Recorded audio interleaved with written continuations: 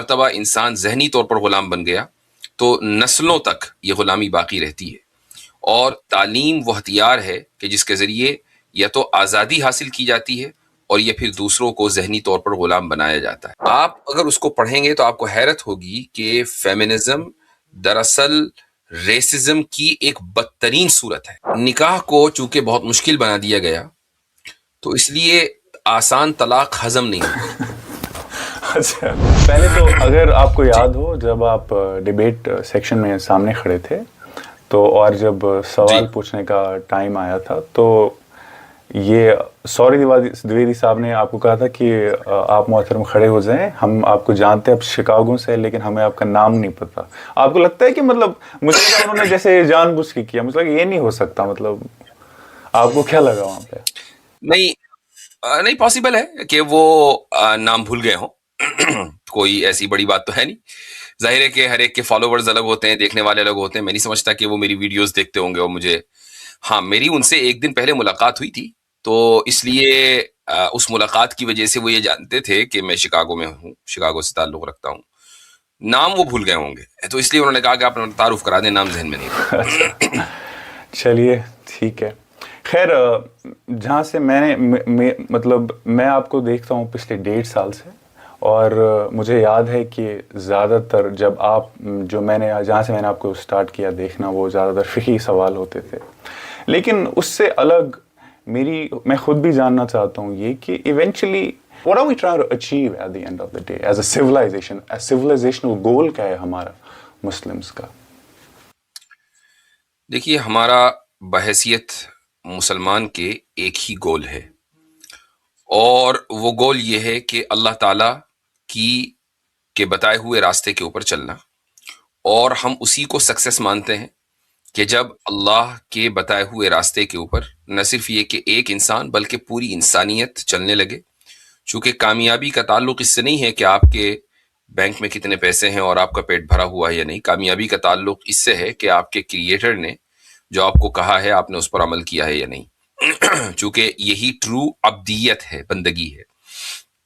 تو ہمارا جو تعارف دنیا میں ہے اور جس کو اللہ نے قرآن میں جا بجا جس کا ذکر کیا ہے، وہ تعارف ہے عبد ہونا.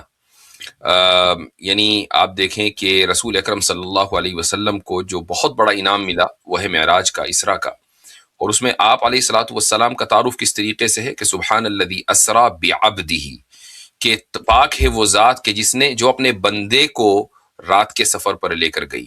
وہاں یہ نہیں کہا کہ جو اپنے رسول کو یا اپنے نبی کو رات کے سفر پر لے کر گئی. عبد کا لفظ استعمال کیا. یہ انسانیت کا جو آخری امتیاز ہے وہ ہے بندگی.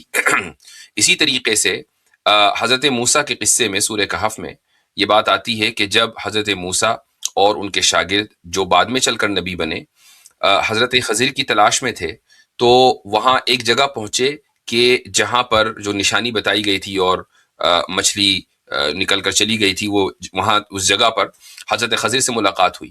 تو قرآن نے حضرت خضر کے لیے جو لفظ استعمال کیا ہے وہ ہے عبدن، کہ عبدم من عبادنا، کہ ان دونوں کو ہماری ایک بندے سے ان دونوں کی ملاقات ہوئی. اور وہ بندہ ایسا تھا کہ اس کو ہم نے اپنی طرف سے علم دیا تھا. تو دیکھیں حضرت خضر کا تعارف بھی بندہ، رسول اکرم صلی اللہ علیہ وسلم کا تعارف بھی بندہ. تو اس سے ثابت یہ ہوا کہ بندگی اعلیٰ ترین معراج ہے اور یہی انسانیت کا مقصد ہے. اس وقت ہم جب دیکھتے ہیں کہ سویلائزیشنل کلیش ہے پوری دنیا میں، اور یہ آج سے نہیں ہے بلکہ جب سے سویلائزیشن سے تب سے کلیش ہے.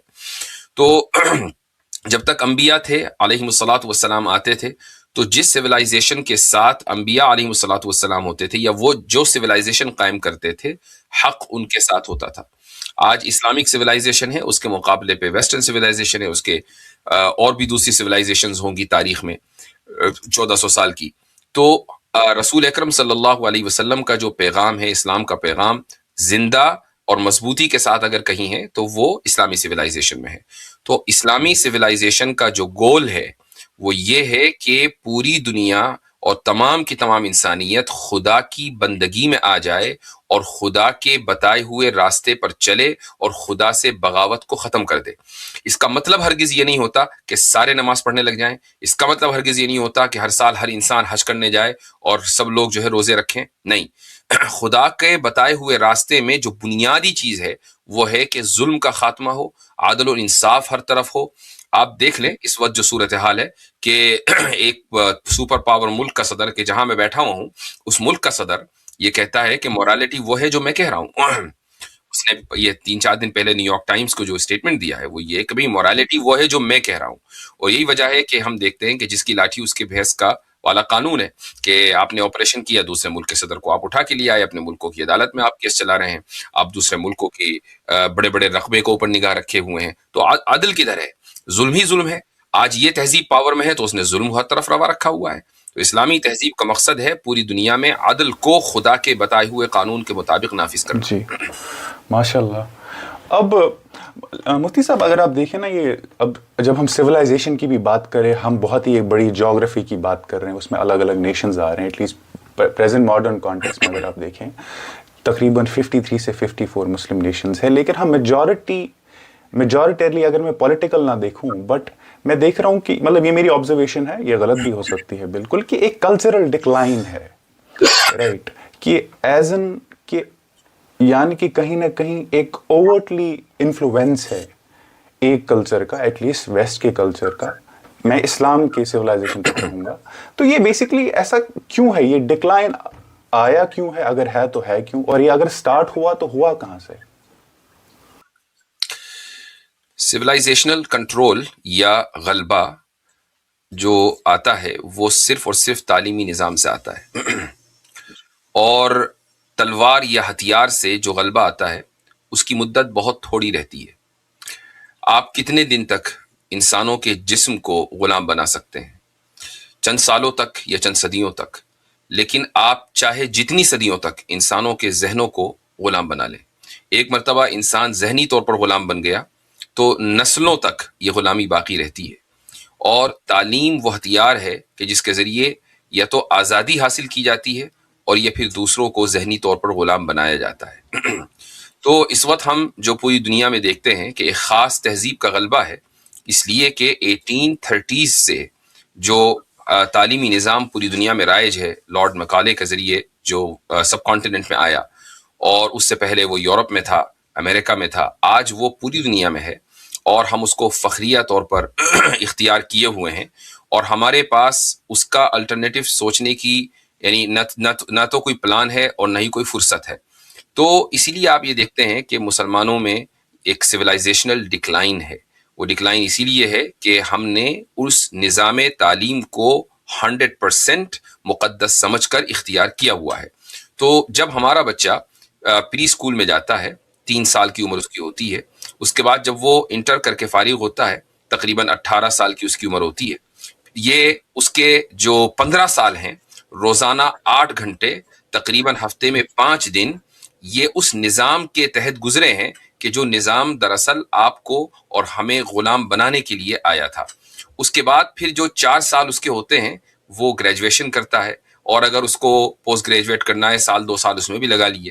تو آپ سمجھ جائیں کہ کتنے گھنٹے اس نے اپنی اس زندگی کے، کہ جس زندگی میں اس کو دوسری باتوں کا اثر قبول کرنا ہے، اس نے دوسری آئیڈیالوجیز کو پڑھ کر گزارے ہیں. تو ظاہر ہے کہ پھر سویلائزیشنل ڈکلائن تو آنا ہی ہے. ہاں، اگر آپ یہ بالکل صحیح بات کی، اور جو میری خود کی پڑھائی ہے یا جو میں ریسرچ کرنے کی کوشش کر رہا ہوں اس میں بھی یہ بات بار بار سامنے آ رہی ہے کہ کہیں نہ کہیں ایجوکیشن کرکس ہے ہر ایک چیز کا. لیکن مفتی صاحب جب میں ایون ایجوکیشن کی بھی بات کروں نا، فاؤنڈیشنلی جب ہم ایجوکیشن سسٹم ویسٹ کی بات کریں اور اسلامک ایجوکیشن سسٹم کی بات کریں، کیا ہم میں فاؤنڈیشنل ڈفرنس ہے یا پھر آبجیکٹو ہمارا کچھ اور ہے؟ یعنی کہ یہ ایجوکیشن سسٹم کو اور اچیو کرنے کی کوشش کر رہا ہے اور اسلامک ایجوکیشن سسٹم کچھ اور اچیو کرنے کی کوشش کر رہا ہے، یا فاؤنڈیشنلی ڈفرینسز ہیں؟ جی، ہے کیا ڈفرینس؟ فاؤنڈیشنل ڈفرینسز بھی ہیں اور آبجیکٹو کے اعتبار سے بھی ڈفرینسز ہیں.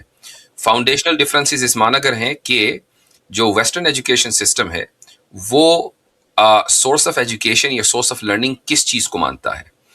تو آپ دیکھیں گے کہ جو ویسٹرن ایجوکیشن سسٹم ہے اس میں امپیریسزم یا امپیریکل ڈیٹا کو ہی صرف سورس آف انفارمیشن مانا جاتا ہے، جس کو ہم یہ کہہ لیں 5 سینسز، کہ آپ دیکھ کر، سن کر، چکھ کر اسی طریقے سے آپ علم حاصل کر سکتے ہیں اور اس کو پروسیس کر سکتے ہیں۔ ریویلیشن کو یعنی خدا کے پیغام کا اس میں کوئی مقام نہیں ہے، اس میں اس کی کوئی گنجائش نہیں ہے۔ آپ اسکول کی ٹیکسٹ بک میں یہ کہیں کہ قرآن میں یہ لکھا ہوا ہے تو اس کو اسکول کی ٹیکسٹ بک کو فوراً ہٹا دیا جائے گا۔ جو اسلامی نظام تعلیم ہے اس کو میتھ سے پرابلم نہیں ہے، اس کو سائنس سے پرابلم نہیں ہے، اس کو جیومیٹری اور فزکس اور جو بھی جتنے بھی علوم ہیں ان سے پرابلم نہیں ہے۔ اصل بات یہ ہے کہ آپ جو کچھ سیکھتے ہیں اسلامی نظام تعلیم میں، اس کے وسائل اور اس کے ذرائع کیا ہیں۔ تو ذریعہ تعلیم کیا ہے، تعلیم ذریعہ علم کیا ہے؟ ہمارے یہاں ذریعہ علم 3 ہیں۔ سب سے پہلا اور سب سے جو مختصر دائرہ ہے، سب سے چھوٹا جو سرکل ہے، وہ ہے ہمارے 5 سینسز۔ اس کے بعد جو اس کے بڑا سرکل ہے وہ ہے ہماری لاجک یا ریزننگ، اور اس کے بعد جو سب سے بڑا سرکل ہے وہ ہے ریویلیشن۔ تو ریویلیشن کا ہمارے یہاں بنیادی کردار ہے۔ ہم اگر میتھ پڑھ رہے ہیں، سائنس پڑھ رہے ہیں، یہ سارے کے سارے ریویلیشن سے ہم آہنگ ہونے چاہیے۔ یہ ہے فاؤنڈیشنل ڈفرنس۔ اس کے بعد آبجیکٹیو کا ڈفرنس آ جاتا ہے۔ آپ کی جو ویسٹرن ایجوکیشن سسٹم ہے اس کا آبجیکٹیو کیا ہے؟ صرف ایک ہے، اور وہ ہے پیٹ، کہ آپ کی جاب بہت اچھی ہو جائے، آپ سوسائٹی میں بہت اچھے رہیں، آپ اچھا مکان افورڈ کر سکیں، آپ اچھی گاڑی افورڈ کر سکیں، آپ اس کے علاوہ مجھے بتائیں کہ کیا مقصد ہے پیٹ کے علاوہ، اس کی اور کیا مقصد ہے؟ اس کے علاوہ کوئی دوسرا مقصد اس کا نہیں ہے۔ جبکہ اسلامی جو نظام تعلیم ہے اس کا مقصد یہ نہیں ہے۔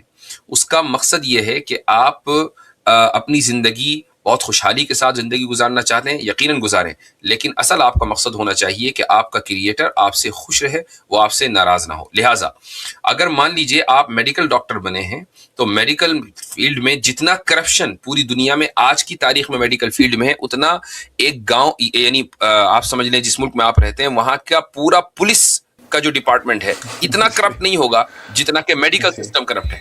یہ یعنی ایک فیکٹ ہے۔ جبکہ ہم ڈاکٹر کے پیشے کو بہت مقدس پیشہ سمجھتے ہیں۔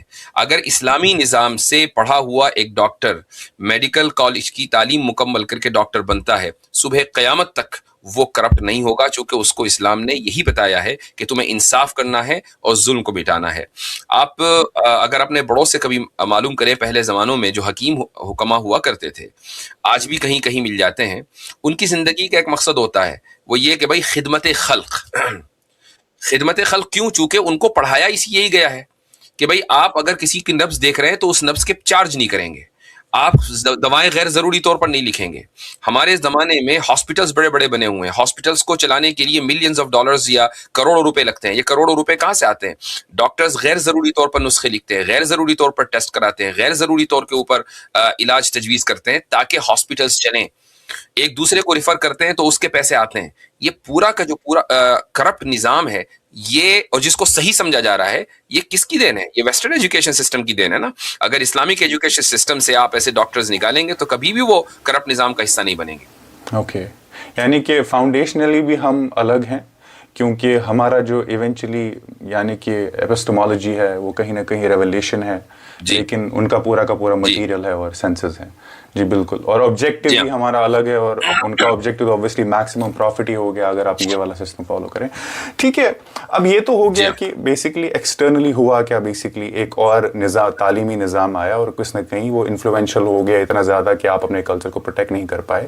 لیکن اگر میں down the road history, down the line اور ہسٹری میں جاؤں، اب اگر مفتی صاحب میں ٹائم لائن کے تھرو یہ سمجھنے کی کوشش کروں کہ انٹرنل کیا فیکشنز تھے، کیونکہ اگر آپ دیکھیں تعلیمی نظام تو ہمیشہ، کیونکہ سویلائزیشنز الگ تھی تو ان کے موڈ آف کمیونیکیشن، تعلیم بھی الگ ہی ہوگی۔ ایسا کیا ہو رہا ہے یہ میڈیول پیریڈ میں؟ انٹرنل فیکٹرز تھے کچھ جس کی وجہ سے یہ ہم پہ انفلوئنس بھی ہوئے؟ یقیناً انٹرنل فیکٹرز اگر آپ میڈیول پیریڈ میں جائیں، وہ یہ تھے کہ ہم نے تھیوریٹیکل سائنس میں تو خوب ترقی کی تھی، لیکن اپلائیڈ سائنس میں ہم اتنی ترقی نہیں کر پائے۔ یعنی جس کو آپ کہہ رہے ہیں کہ جو تھیوری ہمیں پتہ ہے، اگر ہم اس کو اپلائی کر کے انوینشنز کر رہے ہوتے تو ہماری جو اس وقت آج پوزیشن ہے وہ نہ ہوتی، اور بلکہ وہ پوزیشن ہوتی جو یورپ امریکہ کی ہے، چونکہ انہوں نے اپلائیڈ سائنس میں وہ بہت آگے بڑھ گئے، اور تھیوریٹیکل سائنس تو بالکل شیئرڈ ویلیو ہے پوری دنیا کی۔ ایسا نہیں ہے کہ تھیوریٹیکل سائنس آپ کی پراپرٹی ہے، میری نہیں ہے، یا میری ہے اور آپ کی نہیں ہے۔ اصل تو یہ ہے کہ آپ نے اس سائنس کو اپلائی کتنا کیا ہے۔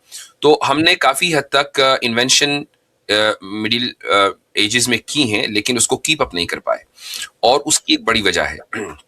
اس کی وجہ یہ ہے کہ جہاں یورپ کو اپر ہینڈ حاصل ہے اور اسلامک کنٹریز کو اپر ہینڈ حاصل نہیں ہے، وہ یہ کہ سائنٹیفک کمیونٹیز کی گورنمنٹ نے سرپرستی نہیں کی ہمارے یہاں، یعنی اسلامک گورنمنٹس نے. خلافت عثمانیہ ہو یا اور بھی ہو، تو سائنٹسٹ اگر کوئی چیز انوینٹ کرتا تھا یا کوئی کتاب لکھتا تھا تو وہ اس کا اپنا ذاتی ایفرٹ ہوتا تھا. اور مان لیجئے کہ اس نے کوئی بہت اچھی کتاب لکھ دی، بہت اچھا کام کر دیا، تو بھائی سلطان نے یا خلیفہ نے تھوڑی بہت اشرفیاں اس کو انعام میں دے دی، بات ختم ہو گئی، ملا ملا نہیں ملا نہیں ملا. لیکن انگلینڈ میں باقاعدہ جب سائنٹیفک یہ کمیٹی قائم ہوئی اور اس کی سرپرستی تھرون آف انگلینڈ نے کی اور اس کو باقاعدہ ریکگنائز کیا، اس کو اتنا زیادہ سینکٹیفائی کیا کہ اس میں شامل ہونا ہر انسان کی بس کی بات نہیں ہوتی تھی، اور کوئی اگر شامل ہو جاتا تھا تو اپنے کو وہ اپنے پورے خاندان کو لکی سمجھتا تھا. تو سائنسدانوں کی خدمات کو اس طریقے سے جب اپریشیٹ کیا گیا تو اچھے اچھے دماغ سامنے آئے اور سائنس کہیں سے کہیں پہنچی. لیکن عالم اسلام میں وہ بات نہیں ہوئی اور آج تک نہیں ہے بائی دا وے. تو یہ ایک بڑی وجہ ہے کہ جس چونکہ ہم سائنسی بنیادوں پر پیچھے رہ گئے تو مغرب غالب آ گیا. اب جب اس کے پاس طاقت ہے، اس کے پاس ایجادات ہیں، اس کے پاس ٹولز ہیں، تو یہاں سے شروع ہوا کلونیلزم کا دور.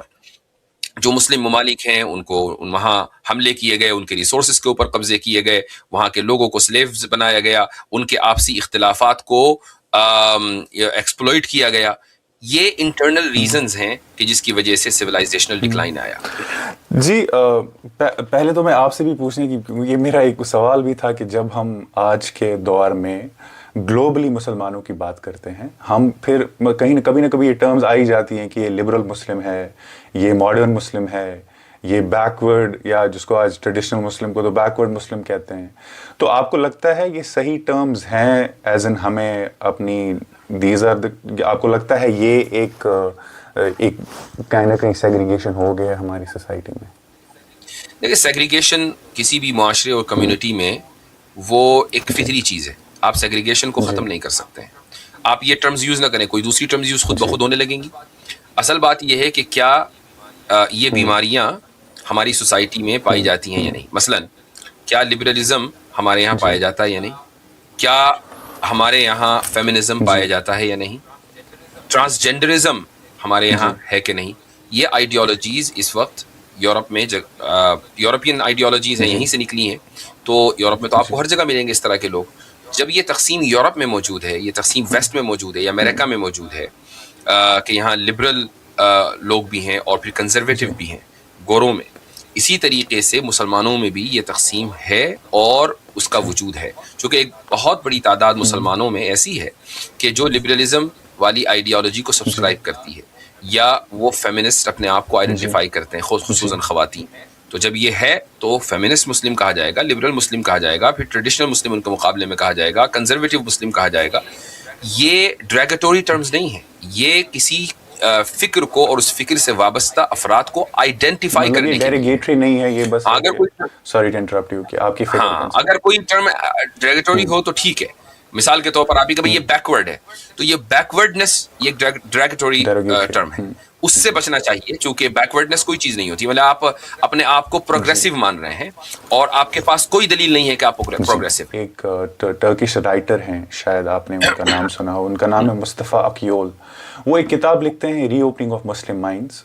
اور جتنی مجھے جب میں نے اس کتاب کو خود پڑھنے کی کوشش کی، جو ان کا ایونچولی سینٹرل آرگومنٹ ہے، وہ یہ کہہ رہے ہیں کہ کہیں نہ کہیں سیلجکس کے بعد، یعنی کہ آپ مان لیں 10th یا 11th سینچری کے بعد، کیا ہوتا ہے کہ جو اسکالرلی کلاس ہوتا ہے، جو جورسٹ یا جو اپنی بک میں تو اس کو ٹرم ایز اے ملا کلاس کہتے ہیں، یہ کہیں نہ کہیں پاور ہولڈ کرنے لگتے ہیں.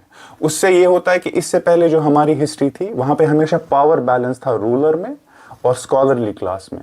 لیکن اس میں کیا ہو، کیونکہ وہ خود پاور ہولڈ کرنے لگے، جو پورا کا پورا پاور بیلنس تھا اسلامک سوسائٹیز میں وہ اوپر سے دھراشائی ہو گیا، اور اس کی وجہ سے پھر یہ گیپس آنے لگی ایجوکیشن میں، یا ایون مطلب یہ ایسے وہ دکھاتے ہیں اپنا، ان کا ایک آرگومنٹ ہے.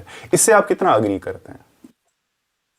میں اس سے ایگری نہیں کرتا ہوں، اور ہو سکتا ہے کہ اکا دکا کہیں واقعات میں ادھر ادھر کونے خدرے میں کسی اسلامی ورلڈ بہت بڑا ہے، کہیں ایسا ہوا ہو، لیکن یہ کوئی بات نہ ہوئی کہ علماء یا جو مسلم اسکالرشپ ہے وہ پولیٹیکل گیلریز کو کنٹرول کر رہی تھی، ایسا نہیں ہے۔ اس کی وجہ یہ ہے کہ پھر وہ خود ہی بن جاتے نا، یعنی علماء خود ہی اگر اتنا کنٹرولنگ تھے وہ، تو وہ ان لوگوں کو ہٹا کر کے جو بادشاہ تھے یا سلطان تھے یا خلفاء تھے، ان کو ہٹا کے خود ہی وہ قانون نافذ کرنے والے بن جاتے، خود ہی وہ سلطان بن جاتے، خود ہی وہ رولر بن جاتے، لیکن ایسا نہیں ہوا۔ رہی یہ بات کہ کیا وہ سینٹرز آف پاور کے قریب تھے یا نہیں، ہمیشہ سے رہے ہیں۔ خلافت بنو امیہ میں کیا آپ کو لگتا ہے کہ خلیفہ اپنے ارد گرد علماء کو نہیں رکھتا تھا؟ بڑے بڑے تابعین خلفاء کے پاس جاتے تھے، ان کو مشورہ دیتے تھے۔ حضرت عمر بن عبدالعزیز رحمہ اللہ، جو کہ خلفاء بنو امیہ میں ایک عظیم الشان خلیفہ گزرے ہیں، تو وہ اکثر و بیشتر ابن شہاب زہری رحمہ اللہ سے مشورہ کیا کرتے تھے، عمرو بن حزم سے مشورہ کیا کرتے تھے، اور بھی بڑے بڑے اسی طریقے سے خلفاء خلافت عباسیہ میں ہارون الرشید امام ابو یوسف رحمہ اللہ سے مشورہ کیا کرتے تھے، امام محمد سے، تو یہ حضرات، امام مالک سے، تو یہ حضرات ہمیشہ سینٹرز آف پاور کے اس معنی گر قریب رہے ہیں۔ ایسا نہیں کہ ان کو خود پاور کی بھوک تھی، بلکہ اس معنی گر قریب رہے ہیں کہ یہ ضرورت تھی پاور کی، یہ ضرورت تھی خلافت کی، یہ ضرورت تھی حکومت کی کہ وہ علماء سے مشورہ کرتی رہے، تو علماء نے ہمیشہ ان کو مشورہ دیا اور اس مشورے کی بنیاد پر حکومتیں چلی ہیں۔ تو اگر مان لیجئے کوئی خرابی 11ویں یا 12ویں صدی میں آنی تھی علماء کے مشورے کی وجہ سے، تو وہ خرابی تو پھر پہلے ہی آ جانی چاہیے تھی۔ اسلامی سویلائزیشن کبھی ترقی کرتی ہی نہ، چونکہ علماء تو ہمیشہ انوالو رہے ہیں۔ تو اس لیے میں اس آرگومنٹ کو تسلیم نہیں کرتا ہوں۔ جی بالکل، لیکن مفتی صاحب اگر آپ دیکھیں نا اس ٹائم لائن، ایک ایسا ایونٹ ہے جو بار بار میں نے دیکھا ہے کہ جب میں چھوٹا بھی تھا میں نے اس ایونٹ کو بار بار سنا کہ ایسا کیوں ہوتا ہے کہ ہم بہت as a civilisation, at least Usmania civilisation, مسلم سویلائزیشن، اس ٹائم وہ بہت وقت لگاتے ہیں پرنٹنگ پریس کو یوز کرنے میں۔ یہ مس انڈرسٹوڈ کوئی ایونٹ ہے یا پھر اس کو بالکل ہے کیا اس کی ریالٹی؟ بالکل مس انڈرسٹوڈ ایونٹ ہے، اور یہی وہ ایونٹ ہے جو بار بار جو لبرل رائٹرز ہیں وہ اٹھا کر لے کر آتے ہیں کہ بھئی پرنٹنگ پریس پہ فتویٰ آ گیا تھا اور فلاں فلاں۔ یہ اتنی بڑی مت ہے کہ جس کو بہت سے لوگوں نے بس ویسے ہی کاپی پیسٹ کر دیا ہے۔ پرنٹنگ پریس جب خلافت عثمانیہ میں آئی ترکی میں، تو اس وقت جو فتویٰ دیا گیا تھا وہ ریلیجس کتابوں اور قرآن کریم کی پرنٹنگ کے لیے دیا گیا تھا کہ آپ اس پریس سے، پرنٹنگ پریس سے ریلیجس کتابیں اور قرآن کریم نہ شائع کریں، نہ طباعت کریں۔ اس کی وجہ تھی، اس کے پیچھے جو وجہ تھی وہ یہ تھی کہ ٹریڈیشنلی جو طریقہ تھا مدرسوں میں تعلیم کا، وہ یہ تھا کہ اگر کوئی اسٹوڈنٹ مان لیجئے کتاب پڑھنا چاہتا تھا تو اس کو وہ کتاب لکھنی پڑتی تھی، تو لکھنے سے وہ کتاب خود بخود یاد ہو جاتی تھی، آدھا مطالعہ، آدھا تو اس کو وہیں سمجھ میں آ گیا، باقی استاد نے سمجھا دیا، تو وہ اس کی ایک پرسنلائزڈ کاپی ہو جاتی تھی۔ تو اگر مان لیجئے یہ کتابیں چھپ جاتی یا قرآن کریم یاد کرنے کا ہمیشہ سے طریقہ، آج بھی الجیریا میں، آج بھی ویسٹ افریقہ میں یہی طریقہ ہے کہ آپ بچے قرآن لکھ کر یاد کرتے ہیں، تو قرآن اگر چھپ جاتا تو بچے پھر قرآن لکھ کر یاد نہ کرتے، ان کے پاس چھپا ہوا قرآن ہوتا تو ویسے وہ یاد کرتے۔ تو اس کی وجہ سے ان علماء کے نزدیک یہ ایک غلط اسٹریٹجی تھی تعلیمی اعتبار سے۔ باقی جن کتابوں کے اوپر ترقی کا دار و مدار ہے، جو سائنسی کتابیں، میتھ کی کتابیں ہیں، لینگویج کی کتابیں، ادب، آرٹ، کلچر، ان کی کتابیں، اس کے بارے میں کبھی کوئی فتویٰ نہیں دیا گیا، اس کا کوئی تعلق تھا ہی نہیں دین سے، تو ترقی تو ان کتابوں سے ہونی تھی نا، وہ کتابیں تو چھپ رہی تھیں۔ بالکل، کیونکہ میں نے دیکھا کہ ایون جب میں نے لٹریچر خود سٹارٹ نہیں کیا پڑھنا، میں نے دیکھا بار بار اس ایونٹ کو، اتنی 10 سال میں نے ایٹ لیسٹ دیکھا ہوگا اس ایونٹ کو، بار بار ریپیٹڈلی بکس کے تھرو، الگ الگ ویڈیوز میں، ایز این ایک کلاس کے خلاف۔ اچھا، پھر علماء کے اوپر الزام لگانے کے لیے ایک اور قصہ بھی گڑھا جاتا ہے کہ جی مائک کے بارے میں بڑی دیر میں فیصلہ کیا ہے نا، یا آپ نے یہ بھی سنا ہوگا نا کہ مائک کے بارے میں بڑا، تو بھائی مائک کے بارے میں جو فیصلہ دیر میں ہوا ہے وہ اس پر ہوا ہے کہ مسجد میں مائک کا استعمال کیا جائے گا یا نہیں کیا جائے گا، اس کا دنیا کی ترقی سے کیا لینا دینا۔ یہ تو نہیں کہا کہ خبردار مائک میں تقریر نہ کرنا، مائک میں آواز نہ نکل جائے تمہاری، یہ تو نہیں ہوا نا۔ مسجد میں مائک لگا کر ہم نماز پڑھا سکتے ہیں یا نہیں پڑھا سکتے، اس پر چند سال غور ہوا، اس کا آپ اس بنیاد پر آپ یہ کیسے کہہ سکتے ہیں کہ امت پیچھے چلی گئی؟ اگر امت کو نماز پڑھنے سے ہی آگے جانا تھا تو ہر لبرل کو 5 وقت مسجد میں نماز پڑھنی چاہیے، پھر تبھی تو جائیں گے آگے. یہ بہت اچھا آرگومنٹ ہے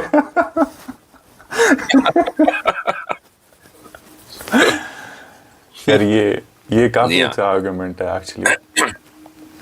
مفتی صاحب یہ تو خیر اب آپ نے، کیونکہ ہم علماء میں بیسکلی جب بھی ایک آرگومنٹ پیش کرنے کی کوشش کرتے ہیں، یہ ایک ٹائپ کے آرگومنٹس ہے. اب اور قسم کے آرگومنٹ ہے which is within the like the scholars itself. تو دین وی سی کہ جب بھی ہمارے سامنے کوئی ایونٹ پیش ہوتا ہے، چاہے کسی جگہ موب لنچنگ ہوئی یا کسی جگہ کسی کو کم رائٹس ملے یا پھر کوئی پاس کا ایونٹ ہوا، we see that there are two different kind of explanations. For example, جب میں آپ کا ویڈیو سنوں تو there is one kind of explanation. جب میں جاوید گامدی صاحب کا ویڈیو سنوں there is another kind of explanation. پھر میں جب خود سمجھنے کی کوشش کرتا ہوں، مجھے پتا چلتا ہے کہ ارے ان scholars there are traditional scholars جو ایک سند سے آتے ہیں سند کو سمجھ کے. Then there are non-traditional scholars who might use that سند but وہ completely اس سند پہ rely نہیں کرتے ہیں اپنے سورس کے لیے. تو پہلے تو میں یہ جاننا چاہوں گا کہ یہ جو میری انڈرسٹینڈنگ ہے کیا یہ صحیح ہے، and like what is really the difference between like آپ کا سوچنے کا یا اصول ہے دنیا کو دیکھنے کا، and the difference between Javed Ghamidi صاحب. جو بنیادی فرق ہے وہ یہ ہے کہ جو ٹریڈیشنل اسکالرز ہیں جن میں جاوید گامدی صاحب نہیں آتے ہیں، وہ ٹریڈیشنل کہلاتے ہی اس لیے ہیں چونکہ وہ ٹریڈیشن سے کنیکٹ ہیں، اپنے آپ کو ٹریڈیشن سے کنیکٹ کرتے ہیں.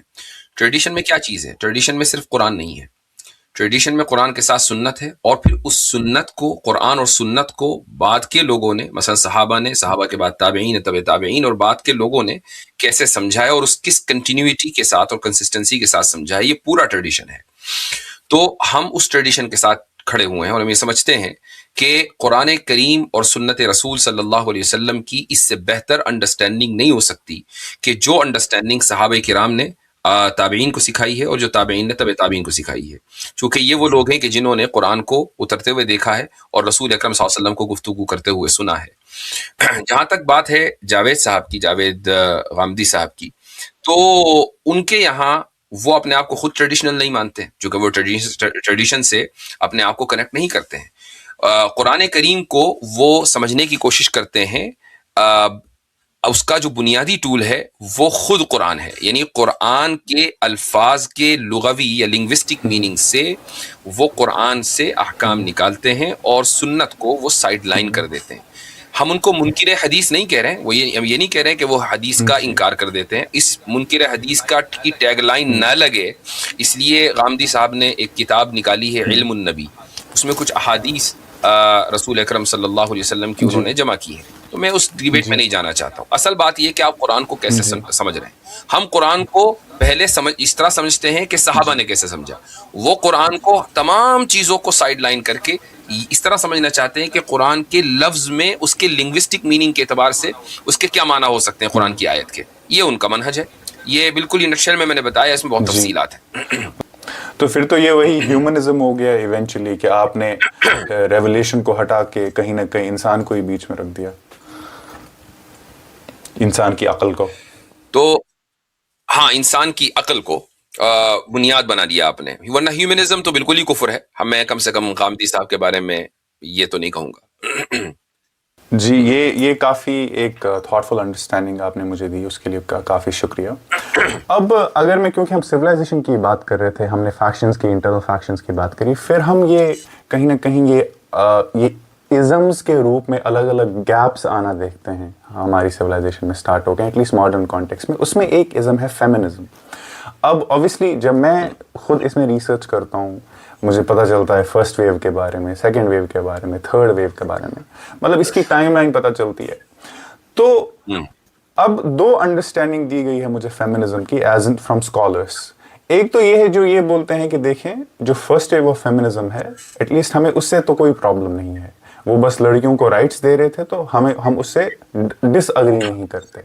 دوسرا اسکالرلی یہ کہتا ہے کہ جو فیمنزم کی بنیاد ان اٹ سیلف ہے، ہم اس کے ساتھ رہ ہی نہیں سکتے ہیں. یعنی کہ وہ اتنا جا کے کہتے ہیں کہ مطلب وہ ایون اینٹائی تھیسس ہے فیمنزم اسلام کا، کیونکہ استغفر اللہ، کیونکہ ایونچولی फैमिली स्ट्रक्चर को जो बेसिकली सेल है एक कंजर्वेटिव सोसाइटी का, उसी को तोड़ने की कोशिश कर रहा है। तो अगर मैं अब आपसे ये पूछूं कि why is that we disagree with feminism, या क्या मतलब is it like कि हम कुछ waves के साथ agree करते हैं, कुछ के साथ नहीं करते, या feminism in itself we don't agree with? जी, असल में मसला फेमिनिज्म की वेव्स का नहीं है। ये तो हमने आज हिस्ट्री में जाकर समझा ना कि उसकी फर्स्ट वेव ये थी और सेकंड वेव ये थी और थर्ड ये। लेकिन फेमिनिज्म बाय इटसेल्फ जब से उसका आगाज हुआ इस तहरीक का, और जो खवातीन थी जो इस तहरीक को लीड कर रही थी, अगर आप उनके बारे में पढ़ें या इस तहरीक का जो पहली कॉन्फ्रेंस थी स्टेट ऑफ न्यूयॉर्क में, उसके जो रेजोल्यूशंस थे उनको पढ़ें। और ये भी मैं आपको बता दूं कि वो रेजोल्यूशन बहुत आसानी के साथ गूगल पे नहीं मिलते हैं। यानी आपको बाकायदा थोड़ा बहुत डिग करना पड़ता है। वैसे जो ग्लोरीफाइड वर्जन है वो तो वो एकदम मिल जाएगा, लेकिन जो एक्चुअल टेक्स्ट है वो आपको थोड़ा डिग करना पड़ेगा, और इंसाइक्लोपीडियाज वगैरह में वो आपको मिलेगा। आप अगर उसको पढ़ेंगे तो आपको हैरत होगी कि फेमिनिज्म दरअसल रेसिज्म की एक बदतरीन सूरत है।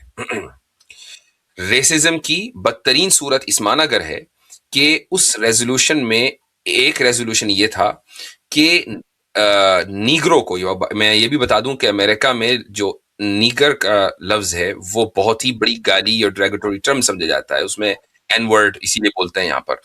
तो उसमें है कि भाई जो लोग हमसे कमतर इंसान हैं, जब उनको वोट का राइट मिल गया है तो आखिर क्या वजह है कि वाइट वुमेन को अभी तक वोट का राइट नहीं मिला है।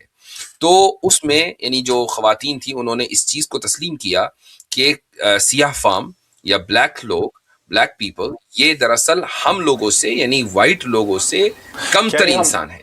ये इस लेवल क्या हम ये विंडिकेशन ऑफ वुमेन राइट्स की बात कर रहे हैं? नहीं, ये सारे के सारे वो थे कि जो वोटिंग राइट्स का मुतालबा कर रहे थे, और फेमिनिज्म का आगाज फर्स्ट वेव से पहले की बात है जब ये कॉन्फ्रेंस हुई है। आप इसके बारे में पढ़ें तो सारे रेजोल्यूशंस आपको मिल जाएंगे। अच्छा, दूसरे ये कि एक और चीज जो उसका बुनियादी मकसद है वो है फैमिली निज़ाम का खात्मा। उस फेमिनिज्म की मूवमेंट में जो चंद खवातीन थी उसमें एक खातून वो थी कि जिसने प्लान्ड पेरेंटहुड के नाम से एक ऑर्गेनाइजेशन बनाई, और आज पूरे अमेरिका में जगह जगह उसके क्लिनिक्स हैं। और ये क्लिनिक्स आमतौर से जो कम यानी इक्तसादी एतबार से जरा कमतर इलाके होते हैं, खुसूसन कालों के, वहां पर ये क्लिनिक्स ज्यादा होते हैं। बाइडन एरा तक इन क्लिनिक्स की बाकायदा फंडिंग होती थी, और चूंकि ट्रंप की जो पार्टी है वो कंजर्वेटिव है तो हो सकता है कि फंडिंग में कुछ कमी आई हो। इसका मकसद ये था कि खवातीन अगर कोई इलीगल उनका रिलेशन है या वो बहरहाल अपने किसी बॉयफ्रेंड वगैरह के साथ है, प्रेग्नेंट हो गई कोई खातून और वो अबॉर्शन कराना चाहती है, तो प्लान पेरेंटहुड जो क्लिनिक्स हैं वो आपको फ्री सर्विसेज प्रोवाइड करेंगे। इसका मकसद क्या है कि भाई ये क्या जरूरी है कि आप शादीशुदा हों और आप फिर फैमिली का आगाज करें, आपके यहाँ बच्चे हों। अगर कोई आदमी वैसे ही इंजॉय करना चाहता है और प्रेग्नेंट हो जाए तो उसका ये एक तरीका है। तो ये वो खवातीन हैं कि जिन्होंने फैमिली के निज़ाम के खिलाफ बगावत की है और फैमिली कल्चर को डिस्ट्रॉय करने की कोशिश की है। इसलिए फेमिनिज्म से हम बुनियादी तौर पर इख्तिलाफ करते हैं। हाँ, रही बात औरतों के हुकूक की, तो उसके लिए कोई ज़रूरी नहीं है कि फेमिनिज्म का सहारा लिया जाए। औरतों के हुकूक जितने मजहबों ने दिए हैं और उसमें खुसूसन इस्लाम ने दिए हैं, उसकी कोई नज़ीर नहीं है तारीख़ इंसानियत में। मुफ्ती साहब, जब फैमिली की बात हो ही रही है, फैमिली से मुझे याद आया कि एक और चीज़ है जो मैं बार बार इंटरनेट से भी सुना हूँ कि जब हम जॉइंट फैमिली की बात करते हैं, जॉइंट फैमिली का एज इन इस्लाम से कोई कनेक्शन नहीं है, जॉइंट फैमिली का कोई तसव्वुर नहीं है इस्लाम में। ये सच है क्या? देखिए, जॉइंट फैमिली से मुराद क्या है पहले उसको डिफाइन करना ज़रूरी है। मसलन एक फैमिली ऐसी है कि उसमें भाई बहन उनकी शादियां हो गई, वो सारी फैमिली साथ में रह रही हैं, सब कजिन साथ में रह रहे हैं, खाला भी वही है, फूफी भी वही है, सब वही है। अगर जॉइंट फैमिली से मुराद ये है तो ये तसव्वुर इस्लामी तसव्वुर नहीं है, बल्कि ये हमारे यहाँ हिंदुओं से आया है, हिंदुओं के यहाँ ये कल्चर रहा है। और یہ حیرت کی بات ہے کہ ایک عرصے تک اس کو بڑا اچھا سمجھا جاتا تھا کہ بھائی یہ بہت اچھا ہے کہ سب لوگ مل جل کر رہتے ہیں، حالانکہ ایسے گھروں میں کوئی بھی مل جل کر نہیں رہتا ہے، سب کے دل میں کہیں نہ کہیں ضرورت رہتی ہے کیونکہ ہر ایک کو پرائیویسی چاہیے ہوتی ہے. لیکن اگر جوائنٹ فیملی سے مراد یہ ہے کہ مثلاً بیٹا ہے، اس کی فیملی ہے، ماں باپ ہیں، یہ جوائنٹ فیملی ہے، تو یہ بالکل عین اسلامی تصور ہے. ماں باپ کو الگ کرنا یہ کوئی یعنی اس کا آپ صلی اللہ علیہ وسلم نے کوئی اس کی تاکید کی ہو کہ بھائی نہیں ماں باپ الگ رہیں گے اور بیٹا الگ رہے گا، اس کی کوئی تاکید کہیں کسی حدیث میں نہیں ملتی ہے. ہاں حسب سہولت اس پر عمل کیا جا سکتا ہے. اگر سہولت اس میں ہے کہ ماں باپ ساتھ میں رہیں تو ساتھ میں رہنا چاہیے، سہولت اس میں ہے کہ وہ الگ رہیں اور انڈیپینڈنٹ رہیں تو الگ. تو جوائنٹ فیملی سے مراد کیا ہے پہلے یہ طے ہونا چاہیے. اس میں مجھے ایک مجھے کافی واقع یاد آتے ہیں کیونکہ مجھے بھی کافی ٹیکسٹ آتے رہتے ہیں، ڈی ایم آتے رہتے ہیں کہ اگر ایک لڑکا اس ایسی سچویشن میں پھنس گیا ہو شادی کے بعد کہ اس کو کہیں نہ کہیں ماں باپ کو چھوڑ کے اپنی وائف کے ساتھ رہنا پڑے، یہ کس سچویشن میں وہ کر سکتا ہے اور کس سچویشن میں نہیں کر سکتا شادی کے بعد؟ ظاہر ہے کہ یہ کیس ٹو کیس ڈیفر کرتا ہے اور اس کے بارے میں کوئی بلینکٹ اسٹیٹمنٹ دینا تو بہت مشکل ہے. اور اس کی وجہ یہ کہ کوئی بھی بلینکٹ اسٹیٹمنٹ اگر دیا جائے گا اور جو لوگ اس ویڈیو کو دیکھیں گے تو وہ یہ کہیں گے بھائی مفتی صاحب نے فتویٰ دیا ہے کہ ایسا کر لیا جائے یا ویسا نہ کیا جائے. تو یہ ڈیپینڈ کرتا ہے کہ سچویشن کیا ہے. اگر واقعی اتنی مجبوری ہے کہ بھائی فیملی ٹوٹ جائے گی تو یہ ایک اور مینج ہو سکتا ہے، ماں باپ الگ رہ سکتے ہیں، مینج ہو سکتا ہے، تو بالکل اس پر عمل کیا جانا چاہیے.